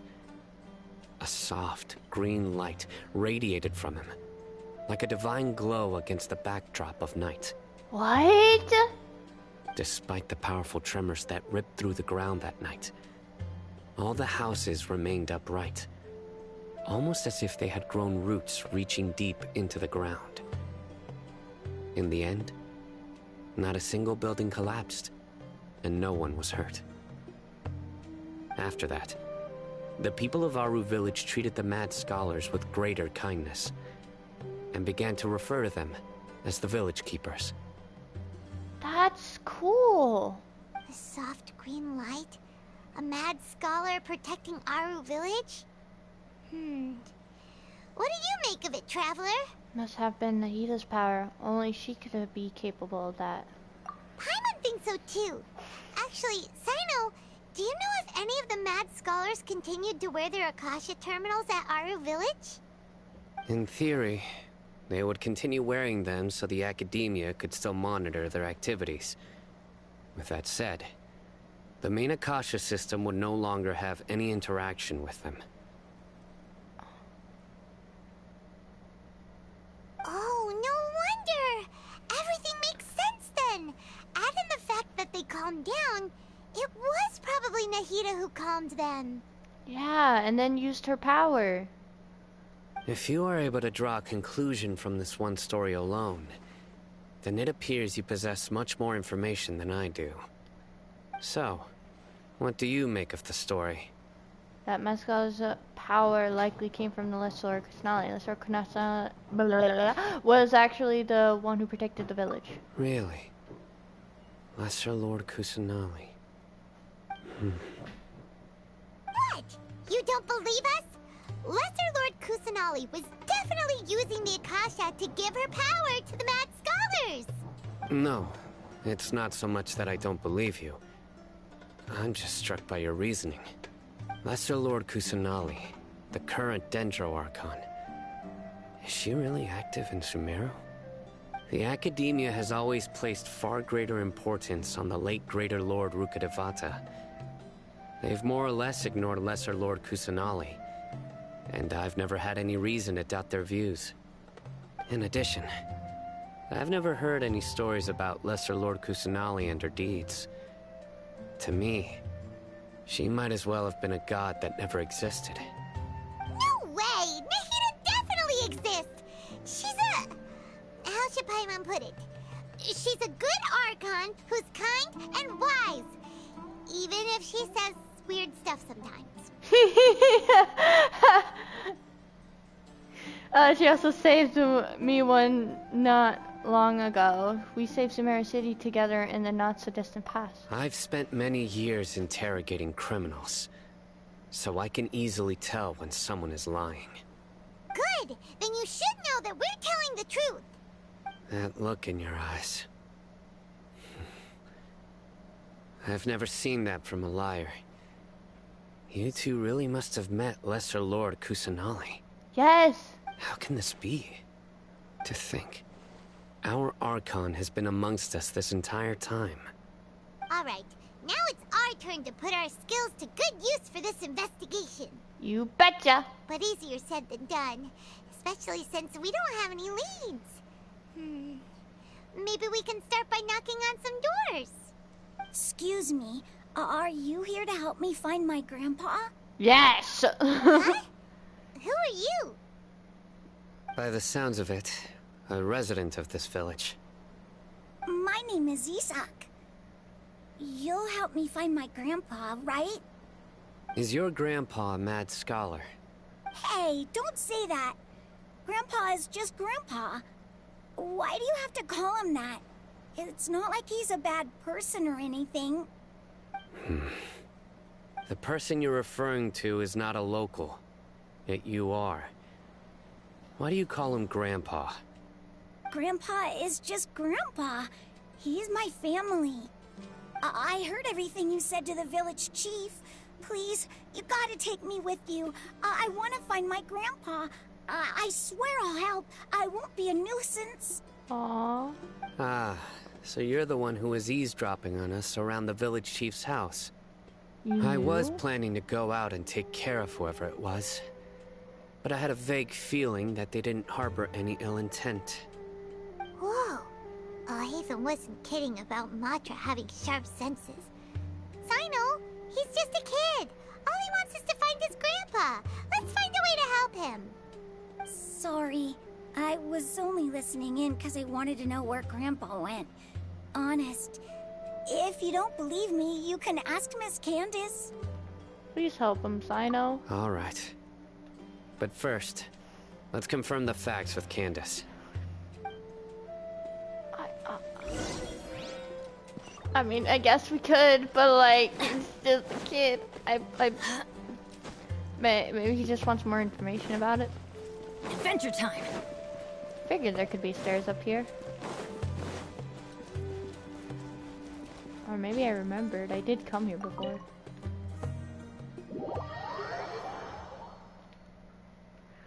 Nugget! Nugget. Little Nugget sleeping in the chair.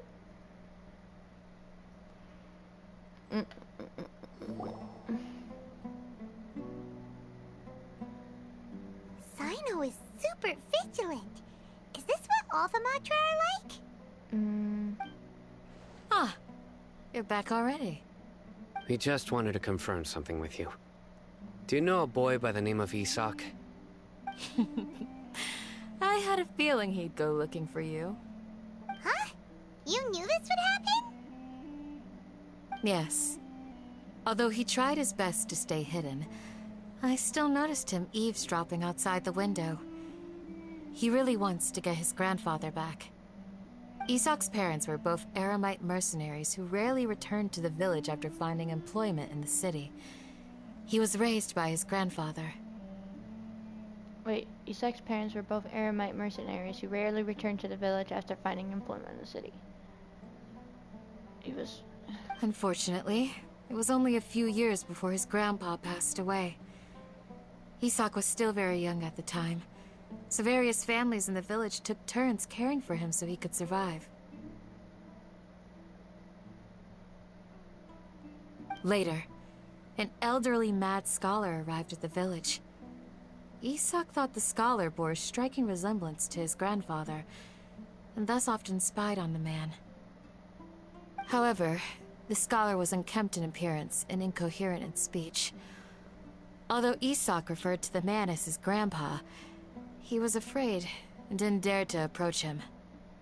One summer night, the oft mumbling and bumbling grandpa suddenly calmed down and seemed to become more lucid. He even noticed Isak hiding in the distance.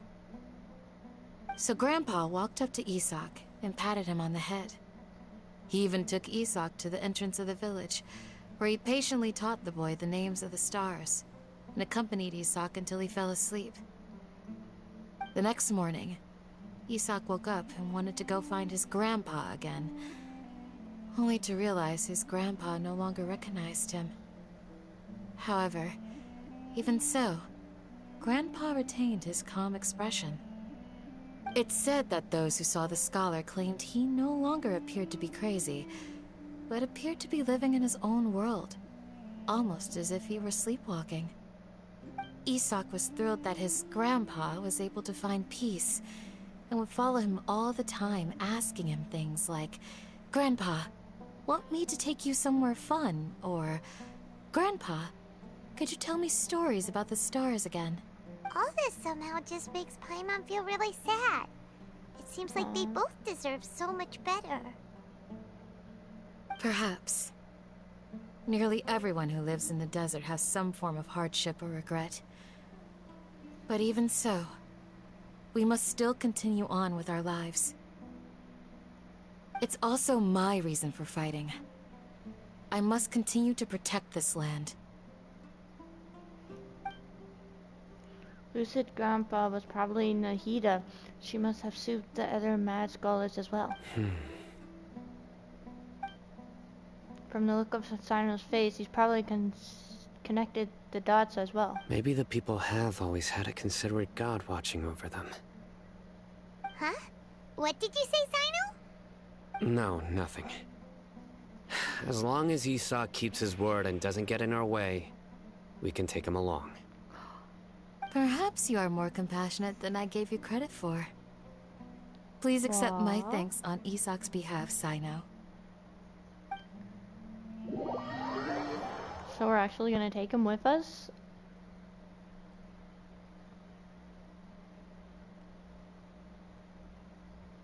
Can't take him into the desert, it's too dangerous.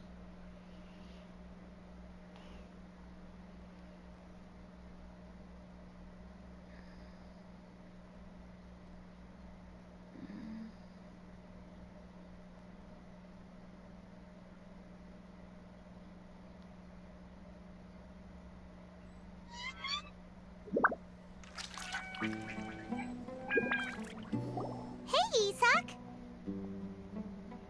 Oh, it's you guys! We've cleared everything up. Let's go find your grandpa. Really? Wow! Thank you so much! Your grandpa will be found safe and sound. Yeah! Alright.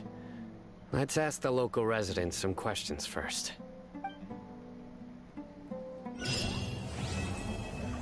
Dreams, emptiness, deception. Does that mean that's not called dreams, emptiness, and deception anymore? Oh, I should rename my stream. Be right back. I have to use the bathroom anyway. Oh, it's 2:20. How much longer do we have? Hour and 39 minutes. Ah, that bathroom break better be quick.